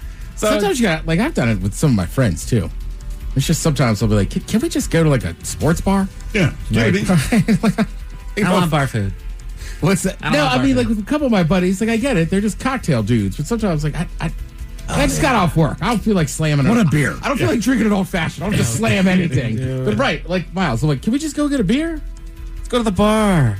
Yeah. No, I don't want to go to your bar. I want to go to my bar. Yeah. I can't just get my dirty beers at your bar. They got here the nasty microbrews, man. I just want a light beer. I know that about you. Yeah. Ted, I used your line at the airport a couple weeks back. I know we're grapevining here. My apologies, but I used your line at the airport a couple weeks back. You know, we set up at one of the bars. You know, what can I get you? Because I can't see really much on the menu. There's more of a nicer place. So I was like, could I get what do you got in the way of light domestic macro brews? Yeah. Like. And I said like a Bud Light, like a Coors Light or something like that. She's like, I don't have anything like that, but I do have Coors Light in here in a can. I was like, that is exactly. That's what I'm looking for. That's exactly. Nothing wrong with that. Hey, It's fine. I got no problem with it, but that's what I was asking Got for. Rainier in a can, I'm down. Bud Light, Coors Light, Miller Light, Busch Light, I don't care. I'll take them all, man. Whatever one's in there. Take a pint of Coors, lad. Hell yeah. Put your thinking caps on, gents. Time for the Merriam-Webster word of the day. The current title holder with one big victory yesterday is the Ted Smith. I give y'all an 80% chance of success on this one. This one is going to get done. It's an adjective brought to you by the letter B. Bravo, Ted. All right. Now, this is an adjective that is often used to describe weather that is warm, calm, and Balmy. pleasant. Damn. I mean, the thrill hell right. takes it right back. Yeah, it said weather with a B. I'm like, balmy. I don't care for your belligerence. Belligerence. My belligerence. Belligerence. Squeal That's like what I a named pig. my daughter. It's my daughter's name. Belligerence. Belligerence. Squeal like a pig. Belligerence. We call her Belle, but it's Belligerence. Benevolence? The hell's the Benevolence. word I'm trying to say? Benevolence? Benevolent, yeah. Benevolence. Benevolence. There we go. Ambulance. Benevolence. I don't care for it. I like that you circle back. Now that we established the word, I don't care for that. Hey, I'm trying to make a point. USA Today has named the top 25 party schools in America. I have the top 3 for you, Ted. All right, top 3 party schools in America. I went through that list. I guessed The biggest crime is that Wazoo ain't on it. Wazoo's not on there, which you find. Apparently, they've never met anyone from Wazoo, but the only one I guessed was ASU. And it wasn't in the top 10, I don't even think. I don't believe But it. everyone I know that went to ASU was like, I don't know what I majored in, but I drank a lot. I'll take one for my nephew. How about Ole Miss? Ole Miss is on the list of the top 10, but that is not one of the top 3. No. There's got to be a Florida school. Well, on there, West right? Virginia's on there for sure. They're always top 10. Yeah, West Virginia's a notorious West Virginia party is school. on the list, but it's not part of the top 3. No. I think it's 5 this year. How about Wisconsin? All right, we're getting some guesses, and I like where people's heads are at. Basically, sunshine. So they got I don't know if Berkeley, but maybe UCLA and Florida State. FSU is number 3 on the list. Yes. Very good. Very good. UCLA's too good of a school. Yeah. Especially Berkeley. Correct. Yeah, you heard that right. We're Florida State. partying. How about LSU? Not LSU. No, not on the list. Tulane. Tulane, number 1 on the list. Very good. All right, so New Orleans. Yeah, where is it? And then number 2 is another big-time school in the South. Big-time football school in the South. Georgia. Bama is number 2 on the list. Very good. There you go. So number 1, Tulane. Number 2, Alabama. And number 3, FSU. Whole list is on USA Today. A woman wrote an article about her experience joining the Mile High Club with her partner. Quote, never again. Really? Because of her partner or because of It the was circumstances? claustrophobic and disgusting is what she said. You're in a bathroom. An airport bathroom. They're gross already. What airplane bathroom? Yeah. Right. I mean, Or small- airplane, yeah. sorry. I can't fit in that damn thing. I remember, but when this concept of the Mile High Club first came into my brain, I was like, that sounds freaking awesome. Yes, it 35,000 feet, you're getting laid. Let's go. And then I got on a plane and I just had to use the bathroom at one point. I walked in there and said, bro, I can't turn around. How the hell is anybody having sex in here? just establish a position to go for it. Look, I understand it's uncomfortable, it's nasty, it's all those things, but also sex. So, Oh, yeah. I mean, if the wife hits me up like, hey, you want to jump in there? Like, we'll figure it out. I've never made it to the Mile High Club. I've used plenty of airplane bathrooms, and I can promise you, I would trade any one of those to have had sex. Yeah. I mean, you can. I'm with Mike. I just have enough, like, it would be painfully obvious there's 2 people going in there. Sure. It's tough to... The door keeps bubbling out. It's hard to close that door, just turn it around. If you do it right, there's 3 of you. And they know We're going to get a knock within 5 seconds. We know what you're doing. Get out. one dwarf and one quadruple amputee. You can make it work. You're right. Can you imagine? Open the door like, yeah, there's 3 of them in there. Let me tell you how it worked. 28C, return to your seat. Oh, damn. Right. Everyone knows what you're doing. Damn it. We'll give you 2 more minutes. We turned the seatbelt sign on. We're cruising at 35. Yeah. Yeah, we are. Go back to your seat, please. To the other side of the spectrum of relationships, have you guys ever heard of micro-cheating? Micro-cheating. It's not explicitly having sex, but it's little things and whether or not they constitute having sex. Back in my day, we called it just the... One knuckle. The Men's Top 10. Just the Men's Room Top 10, it is. A new relationship survey has ranked the 10 acts that should count as cheating, at least according to most people. And they give the percentage of the amount of people that think that this counts as cheating, okay? Bottom of the list. Sending heart emojis, compliments, or inside jokes to somebody in a romantic way. Does that count as cheating? I mean, if it's in a romantic way, yes. I mean, I love you, heart. Right. I mean, okay. Like, that's... Are people doing that? Because I'm not getting those texts. I'm just saying what. 33% of people say that counts as cheating. All right. Which... Well, if someone sends me something that's funny or whatever, sometimes I just send back a heart or a thumbs up. Exactly. Like, I love it. It's great. Doesn't mean I love you. And romance is different than affection. Oh, yeah. There are women that I am affectionate towards. I am romantic with my wife. Correct. There's a line there. So, yes, if you're sending it in a romantic way, I'd say that's cheating. That's a very, very harsh word to put on there. And responding with a heart or loving something somebody sent you, I think it's different than they're saying. Yes, you're responding to the post. Right, Yeah. It's almost like a romantic text. Right. I've done it with Taryn from time to time. Hey, Taryn, Cheating. could you help me with that? Just got it done. Heart, thank you. Yeah. Love you. Appreciate you.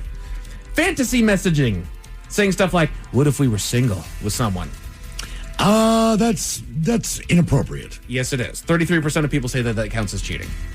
I wouldn't call it cheating, but yeah, inappropriate for sure. Yeah. Okay. I mean, if you weren't married and I weren't married, Right. I'd Like, be to me, that- knee deep in the hootenanny. well, maybe you probably wouldn't. Yeah.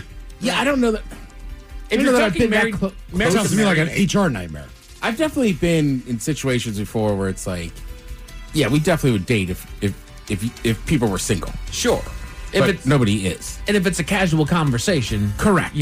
but it's not like, hey, what if both of us were single? I would say this.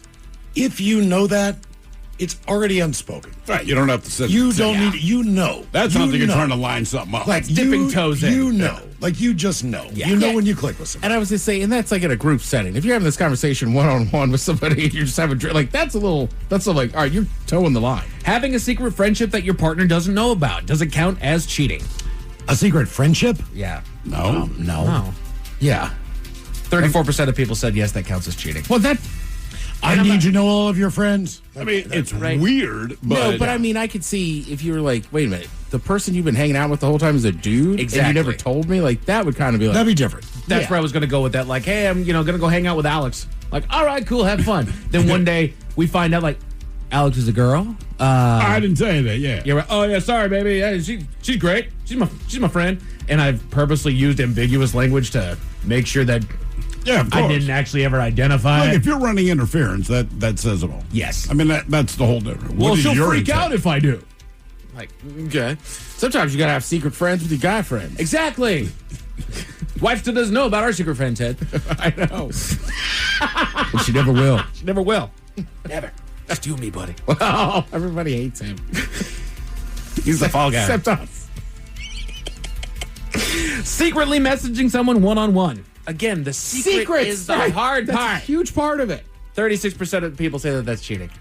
Again, to me, what is the context of your... Right. There's a lot of messages that my wife doesn't know about. That doesn't make them secret. You're not hiding them. It's of no interest to you. Right. Look, if my wife were texting 8 different dudes and I found the text and it's all about because they're watching Bridgerton, it does not bother me. Correct. I'm not a particularly jealous type anyway, but Right. like, I don't... You know what? Good. Right. I would rather It's you talk to he's them. the star of the show. Yeah. Text him. I'd rather you talk to them than me. Right. Does it count as cheating? Keeping in touch with an ex without telling your partner. Yeah. Look, I mean, Okay, but are you cheating? no, you're an ex for a reason. Yeah. So, like, to me, it's like you can be mature enough to be friends with people you've dated. Sure. You don't need, like, if things end poorly, then I get it. You know, you probably don't want to hang out with them. But it like, also would seem, I just feel like anytime I've had this, you know, it's like, how do you know her? It's like, oh, well, we dated. She's an ex of mine. Yeah. yeah, it's not a big deal. There's no problem with being a friend or keeping in touch with an ex, but if Exactly. you are doing it without telling your partner, if you are doing it secretly, that I think is a problem. It could be a problem, but there's two.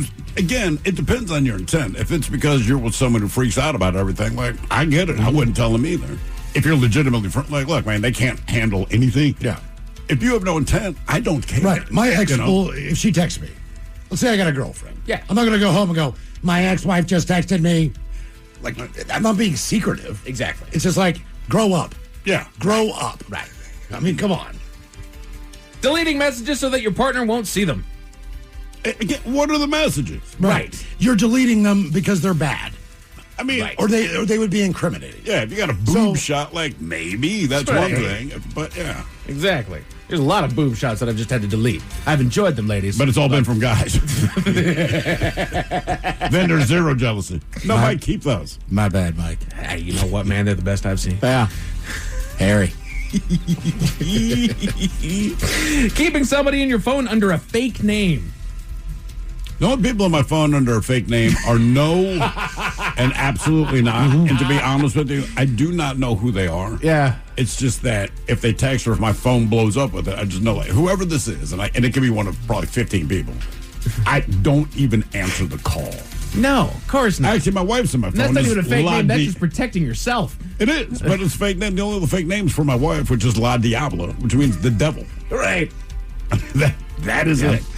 I mean, seriously. I have a couple no's on my phone, but I don't think I have anybody secretly in there. No, there's no secret names. Dominoes. And it's weird, man, because like you can scroll through my phone. There's maybe 20 numbers in there. If you scroll, like, if you grab my phone and find so and so's number, Yeah. and I know like the name starts with the letter M. I just scrolling to get to M. I'm like, do you know everyone on this planet? It is staggering to me how many people are in our phone. I mean, I still have, right, like your wife's name, and it says Thrill's wife. Which cracks me up. Like, who else? Well, You've known her for 25 years, I man. do know other women with that name, though. Here's the Really? weird one. Yeah. I have my mom and it's Mary Oliver. Really? Yeah. Mary Oliver. Not mom. Okay. Why? Why? I just put it in that way. Right. That's Mary So Oliver. proper. I know, that's what I'm saying. All Mary's called.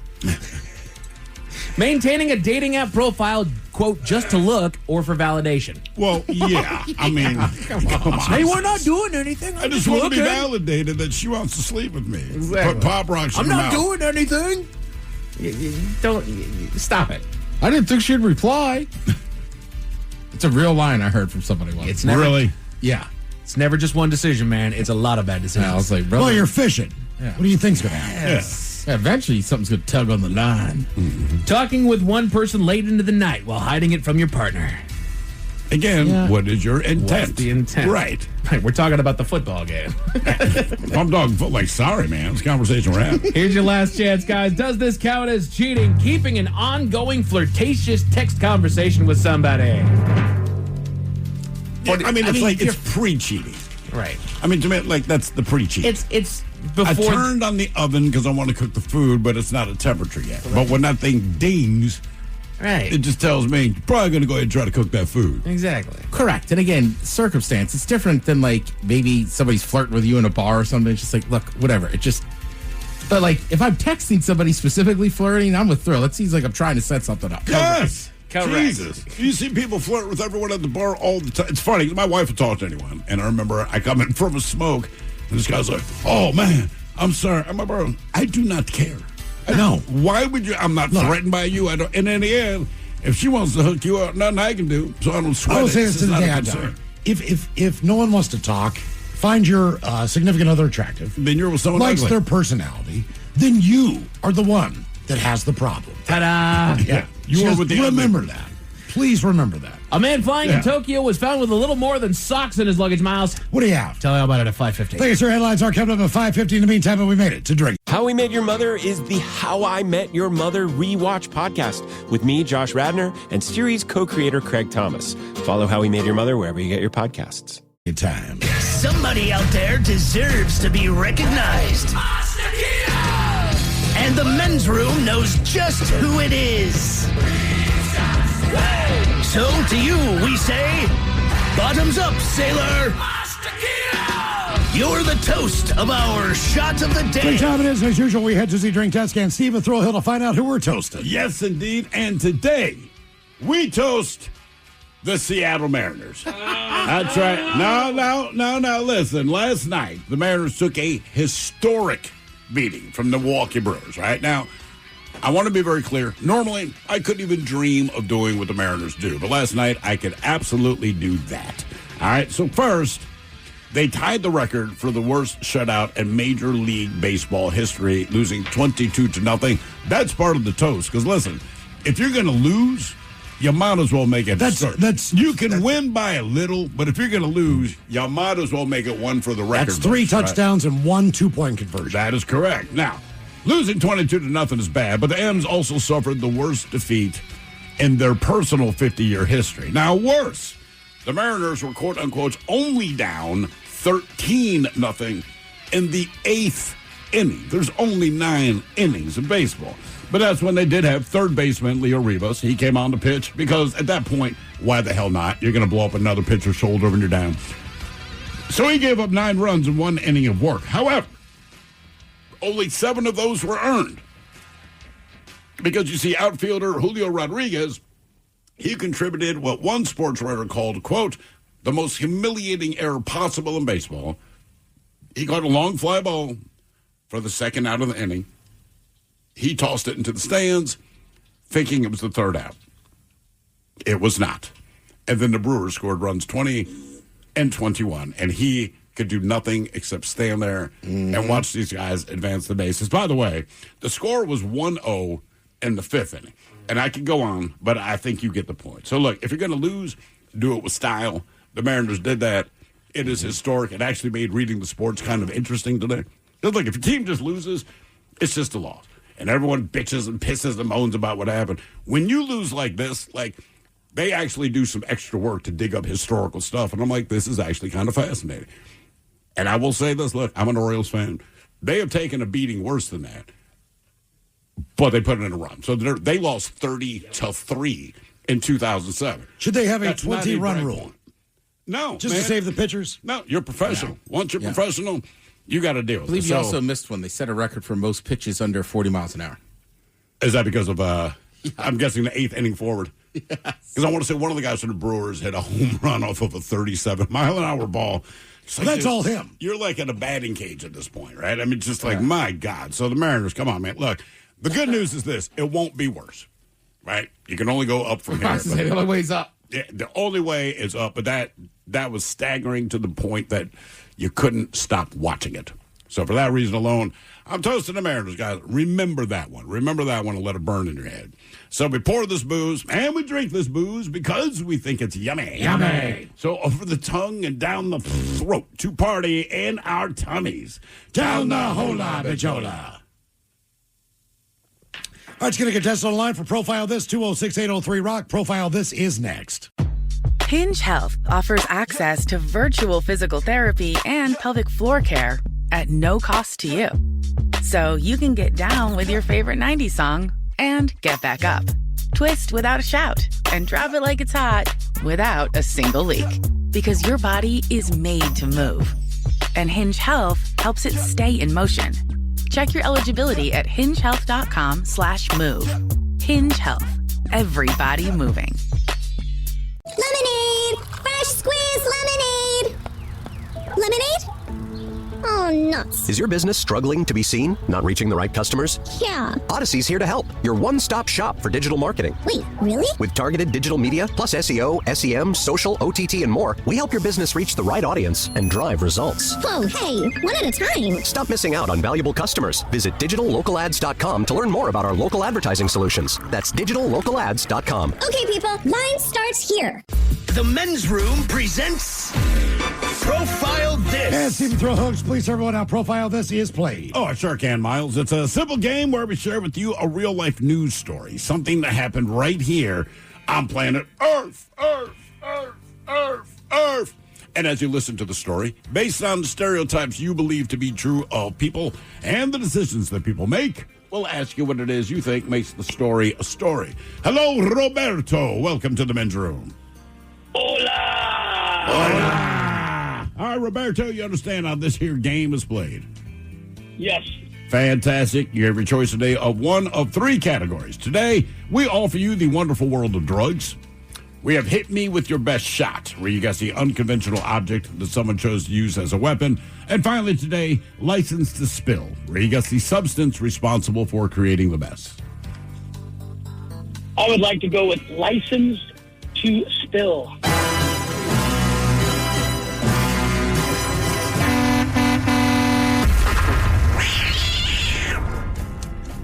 We go to Narragansett, Rhode Island.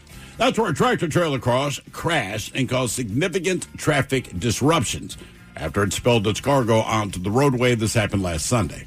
According to police there, they said the truck was trying to turn from Galilee Escape Road onto Point Judith Road around 9:30 in the morning. However, the trailer dislodged from the cab and tipped over onto its side. And then the overturned trailer blocked all lanes of travel. No matter what direction you go on, it shut down. Now, police said the truck was taking the cargo to a facility out of town. So the east side of Galilee Escape Road was shut down for several hours while crews worked to clear the scene. The road reopened over 7 hours later at 5:15 p.m. So that is a massive, massive backup. The good news is no one was hurt, but everyone was annoyed. The question is, what was the truck hauling before the trailer separated from the cab? Was it vegetable oil? Was it garbage? Was it concrete? Or was it squid? Vegetable oil, garbage, concrete, or squid? Wow, okay. The first thing I was thinking was vegetable oil, because, I mean, that would take a long time to clean up. But, yes, it would. What are you thinking, Ted? What are you thinking? I mean, I'm with you. Vegetable oil would take a long time to clean up. Garbage seems like you could just push it out of the way. It also seems weird that a tractor trailer would be hauling garbage. Fair. Right, so it got unattached from the tractor trailer trying to make a turn. Right. It turned over, blocked all lanes of traffic and the cargo. So I don't know if the cargo blocked all the traffic or if the way the trailer landed blocked all the traffic. Just given that area of the country and the seafood restaurants, I think this was calamari, a.k.a. squid. Okay. You know, I just think that it's going to be something that's just out there, and I'm with you. I'm going squid. Yeah, all right. I'll join the squid train. Squid boys? What was spilled all over the road? Vegetable oil, garbage, concrete, or squid? We'll find out next. That was a tease. You are listening to the men's. The debauchery rolls on. You're listening to the Men's Room with Miles and Thrill. 99.9 KISW. Category is licensed to spill on profile. This we're going to Rhode Island. A crash caused a disruption when a truck got overturned, blocking all lanes of traffic. And apparently quite the mess. Question is, what was spilled? Vegetable oil, garbage, concrete, or squid? And Roberto, that is a question that we posed to you. Now, D. Ted Smith led with squid. Roberto, you agreed. Miles, you jumped on the squid train, as it were. And oddly enough, all the people that voted on YouTube, not all of them, but of the people that voted on YouTube, over 50% all think it's squid. Squid. Which is ridiculous. And correct. Oh, man. Oh, yeah. Yeah. There you go, man. I thought I should have put different options because I just thought, like, just by putting squid as one of the options is so out there compared to the other three. And people don't want to touch it. No, you don't. They don't want to touch it. You'd imagine they tried to maybe salvage some squid? I don't think so, man. That stuff, it's horrible. Because they're taking it to a processing plant, so it's not even in the condition that you would buy it at the store, which ain't right. sexy. It's probably not even point. a frozen trailer. I mean, it's so just... when you get a box of squid for bait, right? You kind of put it out squid. and let it defrost. Yeah. While it's defrosting, so you can break it up. All right. The smell is It's terrible. Unbelievable. Absolutely It's horrible. Yeah. Now for all TV news all the time, it's time for TV Time with Tia. And now, because your pathetic life is confined to countless hours in front of a talking box, the Men's Room presents TV Time with Ted. All right. Your choices today, you got Seth Meyers, the Jimmies, Fallon Kimmel, or Ted Smith. Is it Ted or is it late night? It is right there in the title. These guys have teams of talents and writers help them come up with the monologues each and every night. It is up to you to determine, is this an actual late-night joke and from whom, or could it be a The Ted Smith original? New poll finds that 45% of adults say they gambled in the past year, down sharply from 65% a year ago and 63% in 2007. But personally, I'm betting that number will go back up.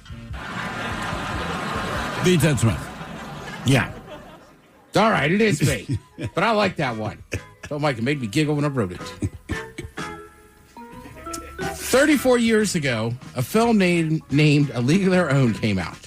And now, after all this time, women have a baseball league of their own called the WBPL.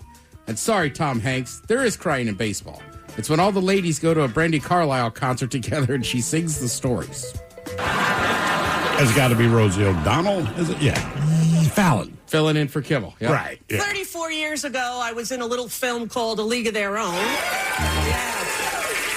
And now, after all this time, women have a new baseball league of their own called the WPBL. And I'm sorry, Tom Hanks, but there is crying in baseball. It's when all of the ladies go to a Brandi Carlile concert together, and she sings the story.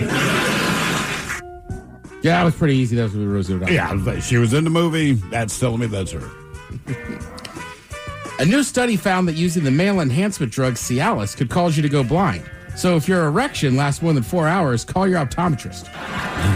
Fallon. That's Fallon. Finally, a new study found that using the male enhancement pill Cialis could cause you to go blind. So if your erection lasts longer than 4 hours, call your optometrist. Big news. We were off for a little bit. Cobb was out of town. I was out of town. But brand new episode of the podcast out. All right. Exciting episode. Exciting. Yeah. Just tell Cobb that my wife gave him $10 million for a whole lot of popcorn yesterday.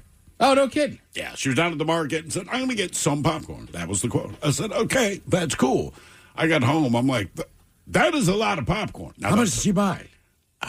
Probably 7 bags. I guess. But they're big bags. And I almost took one down myself last night. This was the mix between the caramel and the cheddar. Or no, the brown butter. Brown butter. Yeah. It's so good. Now, to be fair, I was very high. The airport, throwing that out there. They are, yeah. They have a little really? Little spot in the airport now, too. Good, man. Yeah. It is good stuff. God damn, it's good. Seriously, like, I opened the bag. I'm like, I'm just going to eat a couple handfuls. And, I mean, that bag was just disappearing. I'm like, son of a bitch. Let's see. Well, you already mentioned the Mariners. I don't mention how bad that was last night. No, that was. And again, it's not. Someone said, "Man, you're rubbing salt in the wound." I'm not. Look, they earned that on their own. But beyond that, like, it was historic. Well, back to what you said. You couldn't have a 30-second conversation with anybody and then turn around and look at the score. Like, what just happened? Yeah, literally, we walked into the bar after work, and my wife and I were getting our seats, and I look up at the screen, and they're getting their ass kicked at that moment. And I was like, wow. I look at the bartender who literally said to me, "You're regular." I said yes. By the time I tapped my wife on the shoulder to point at the screen to see how bad it was, the Brewers had put up 4 more runs. This is like in 90 seconds. Yeah. So when she looked up and said, "Oh, my God," I said, "Babe, it wasn't even that bad when I was trying to get your attention." Yeah. It was wild. I ended up watching unreal. Almost the whole replay after I was done podcasting. It's like, I just have to see how this happens. You have to. Mike, it is okay. No. All right. So, kind of an odd story here. Like, the MTV Music Award nominees came out. Okay. Right? That's not a huge thing that, like, we talk about all the time, blah, blah, blah. But did you notice anything about it? Was it MTV? Did you look at this list where you I handed did it to not. me? There's no more rock category. They got rid of it. They got rid of rock. Now, there's still... I heard things were trending that way because, country's always been there. But country is, and I say having like their hair metal moment when rock was on top of the world, it was that kind of thing. Country's there right now. Hip-hop's going to be whatever it's going to be. R&B's going to be. But I kept hearing rumors like rock is just...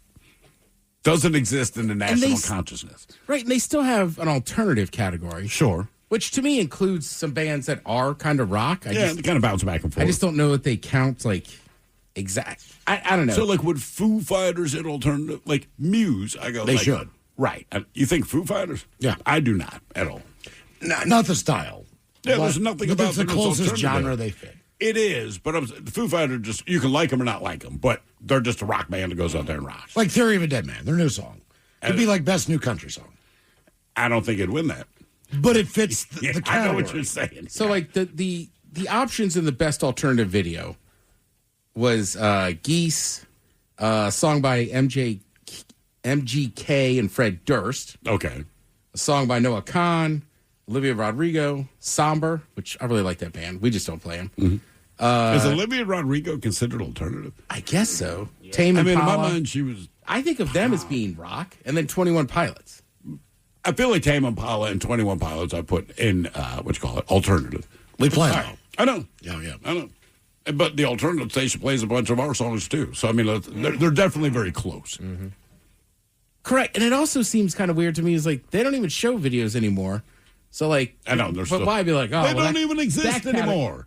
Well, videos do exist. MTV. Oh, I'm saying. well, yeah. But I'm saying the videos are still out there. Yeah. You just got to find them. But it seems odd that, like, we're going to kill off this category. It's like, well, you're not even playing the videos anymore. Right.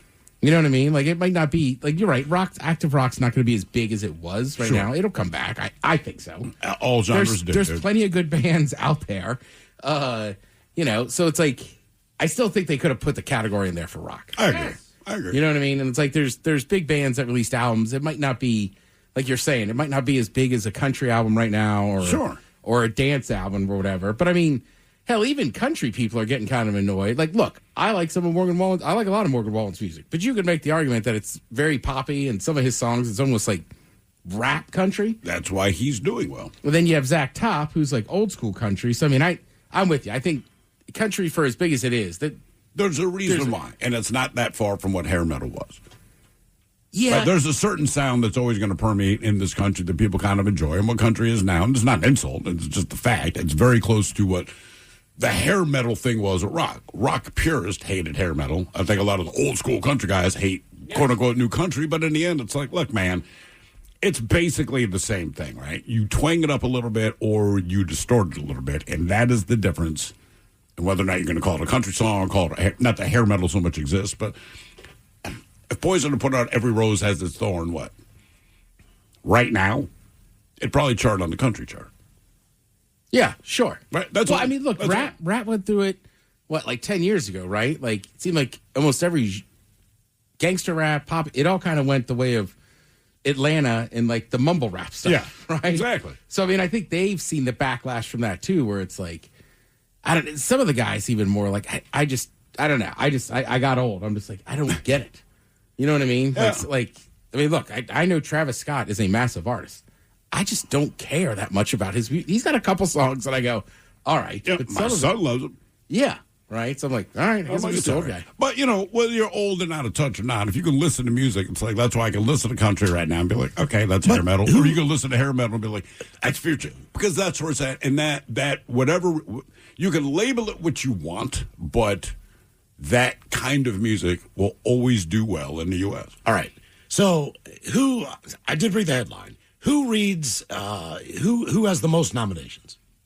Oh, Madonna. Madonna. But again, this is for music videos. I know. Okay. But it's still Madonna.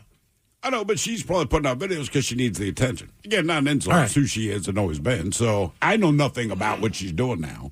But if she's putting out the videos, like, all right. Right, and she tried very hard, bless you, to kind of get back in. Right, Yeah, she showed up at Coachella, right? Like I think she's making more. And she's always kind of made some dance songs too. Yeah. So I'm assuming that's why she got so many nominations again. And I'm sure the videos are great. It's just the music I don't like. I'm sure her videos are fine. Let's see. I know I was up a little bit later last night, so I already watched it. But I know there's I was going to mention it, but there's a new episode of Ted Lasso out on Apple TV. Also, if you like Ted Lasso, I know it wrapped up kind of nice, but just give this new season a try. I laughed out loud. There's still very good little funny jokes. It still has feeling and this and that. And it's like... It's exactly what it was. Yeah. Like nothing's changed. And some people complained about that. Well, it's kind of the same thing. You're like, well, yeah, it's the same characters, slightly different situations. But like, that's who these characters are. This is how they respond to situations. Like, what did you think was going to happen? He has a spaceship? Right, they brought in some new characters too that weren't there before, and I think they're doing very well. Oh, so you've watched it too? Oh yeah. Like, so we were laughing out loud last night watching. Right, yeah, I was right there with you. Let's see, and I was compared to Roy. My wife's like that to you. I was like, wow. I hope he gets back with Keeley. Henry Winkler. Yeah, the Fonz. The Fonz. Oh, hey.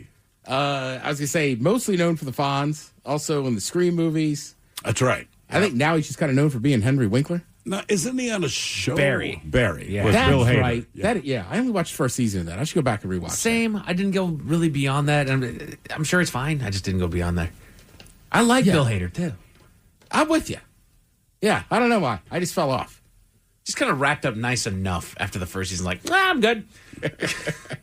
Well, Henry Winkler, just kind of funny. He's like, yeah, my parents didn't really support my acting job.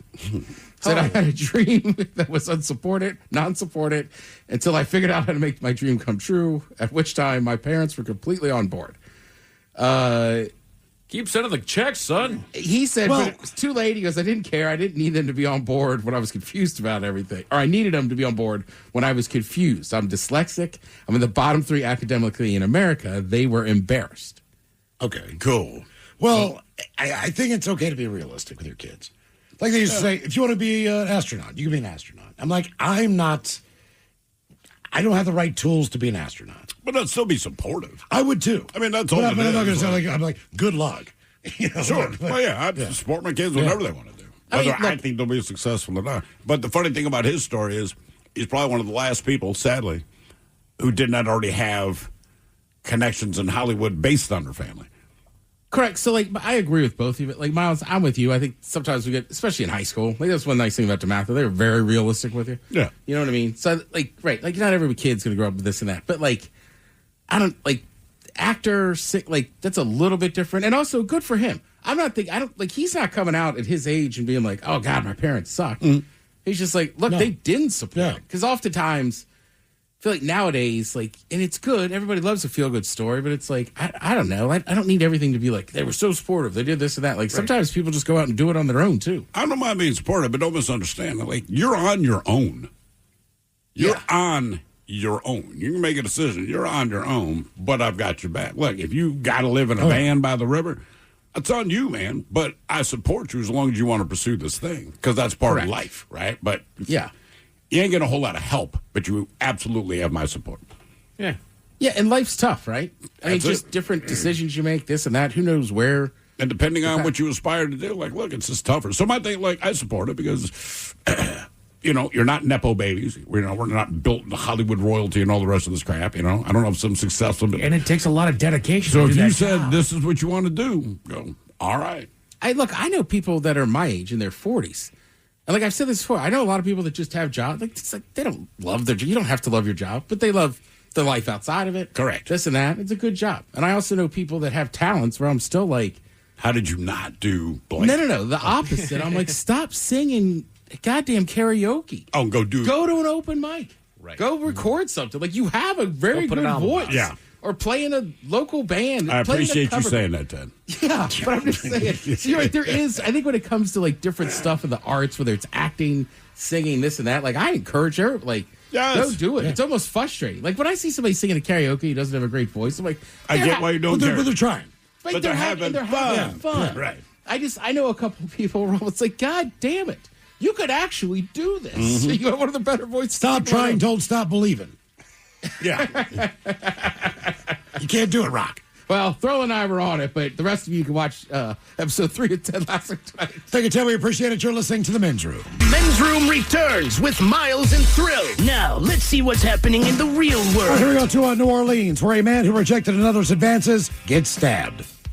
Meanwhile, a Penn State frat bro thought the drug bust was a prank after someone had blabbed. Man is busted at the Tokyo airport trying to smuggle 200 lizards in his suitcase. A vulture flies on top of a plane, causing it to stay in place. And today's rescued animal is a baby bull in a drainage tunnel. It is time for your headlines.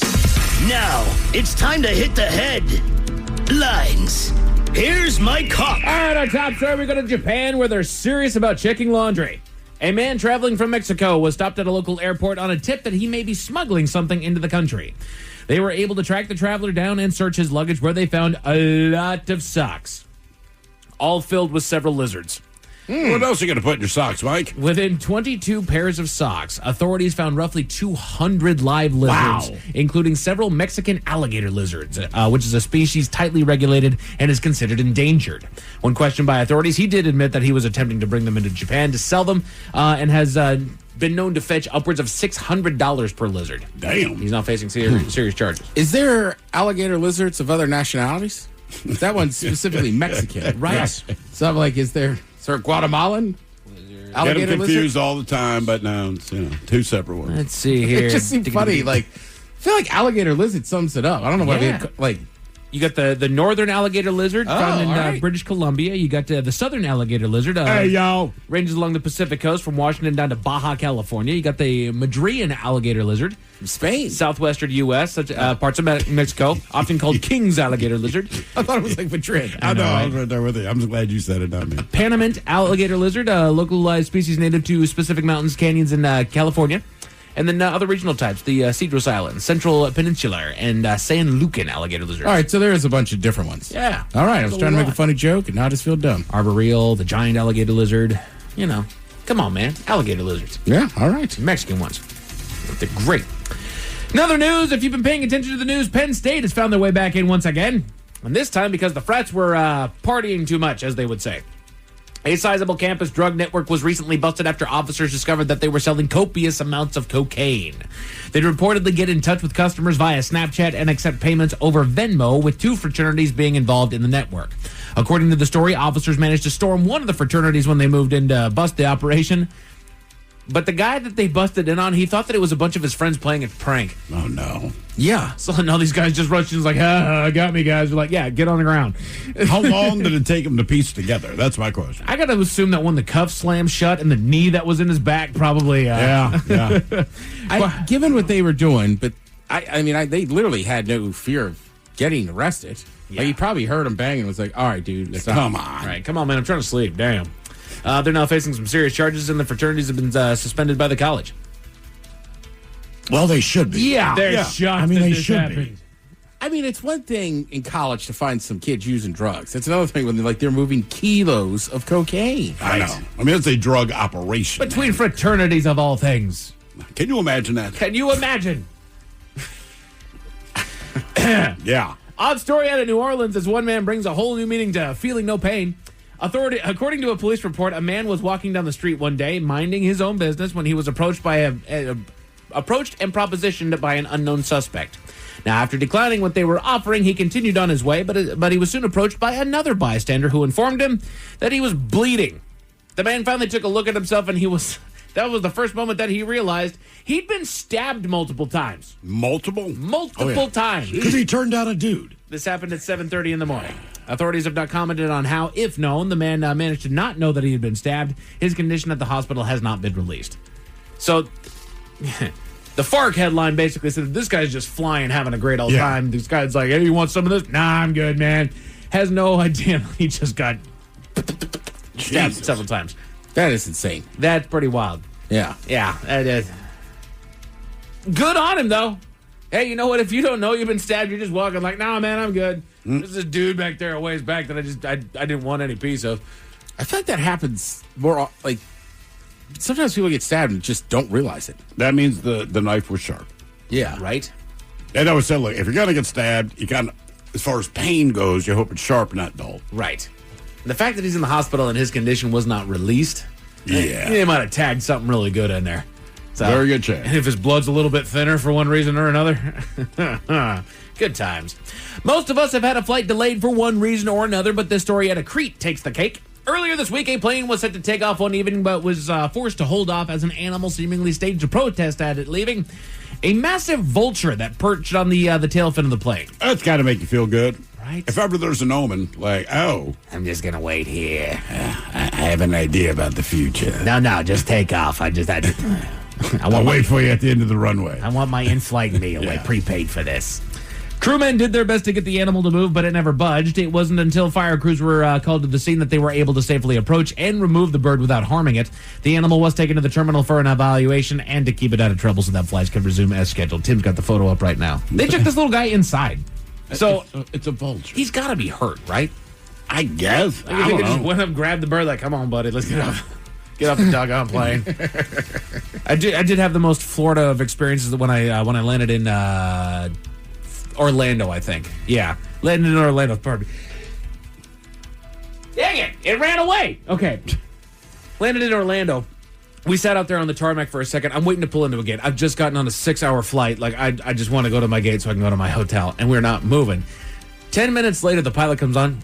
Yeah, ladies and gentlemen, we are waiting to go to our gate. We just, funny story, there's a gator that's sitting on the tarmac that just won't get out of the way. Oh, Jesus. Oh.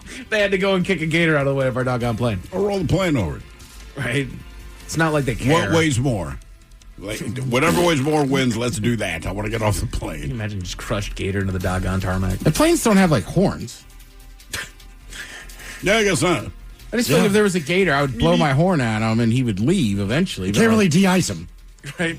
Blink your high beams at it. Yeah. Come out. Yeah, and if I'm like the guy doing the luggage and they're like, hey, Ted, go get the gator. I'd be like, screw you. I'm not moving that gator. Fire up the plane. Take it down the taxi the plane. It's either going to fly off or it's not. Either way, it can fly. Yeah. So the worst thing that can happen is it flies. That's what I'm thinking. Jesus, man. Well, he's laying in front of it, though. They're already on the ground. He's going back to the vulture. No, the vulture. Yeah. Yeah, like, just take off. He's fine. He's on the tail. He's a bird. Right. As soon as that thing picks up speed, it's going to go, wow, and then he's going to move. Have you ever seen vultures get, like, involved with gliders? No. They just kind of get with them and sit with them. And yeah, because they're kind of the same sort of. Then when they leave. They fly away. Right. They Thank God you landed me. I never would have been able to get down. These wings are useless. I appreciate your hat. Men's rooms, oh, shoot. I forgot. Thankfully, there's good news. We had a pig scramble earlier this week, and now we head for Texas, where officers did a little bulldogging. They responded to reports of a bull calf that was wandering loose in the local Walmart parking lot. Can't get much more Texas than that. They chased the young bull around the lot, but he ultimately evaded officers and sought shelter in a nearby drainage tunnel. Eventually, the bull laid down to rest in the tunnel, and an animal care service worker moved in to bring the youngin' in. They're not sure where the calf came from. They're currently trying to find the owner. Men's Room Sports. You've got WNBA basketball over on USA. The Sounders are here at home against Austin tonight on Apple TV, and there's more soccer on FS1. The Mariners, we mentioned it earlier today as we toasted them. They have made history. Last night against the Milwaukee Brewers, our boys in blue managed to be on the losing end of the game that tied the worst shutout loss since the 1800s. 1888, yes. After losing the battle 22-0. They're currently... Not only that, we lost our baseball team to Milwaukee the first time. Yeah. Yay. That might have been the worst loss. Bad. They're currently underway over on Mariners TV, where they're kind of giving them a piece of their own. As far as your weather, going to cool down to 58 tonight. Tomorrow should be sunny skies with a high of 82. And that is it for your headlines with that. Mike Hawk is out. 7:20 tonight, your chance at a $500 gas card courtesy of River Rock Tobacco and Fuel and Angel Lowenz Casino. The lovely Jolene coming up in seconds. Yes, indeed. It is all true, but in the meantime, well, we be all about this bitch. So until tomorrow, please, do what you do best. And for Aletha's sake, stay beautiful. The Men's Room has been taped before a live studio audience. Wardrobe and makeup provided by Mantastic Limited. This has been a presentation of the Men's Room Radio Network. Oh, man! A Double Flush production.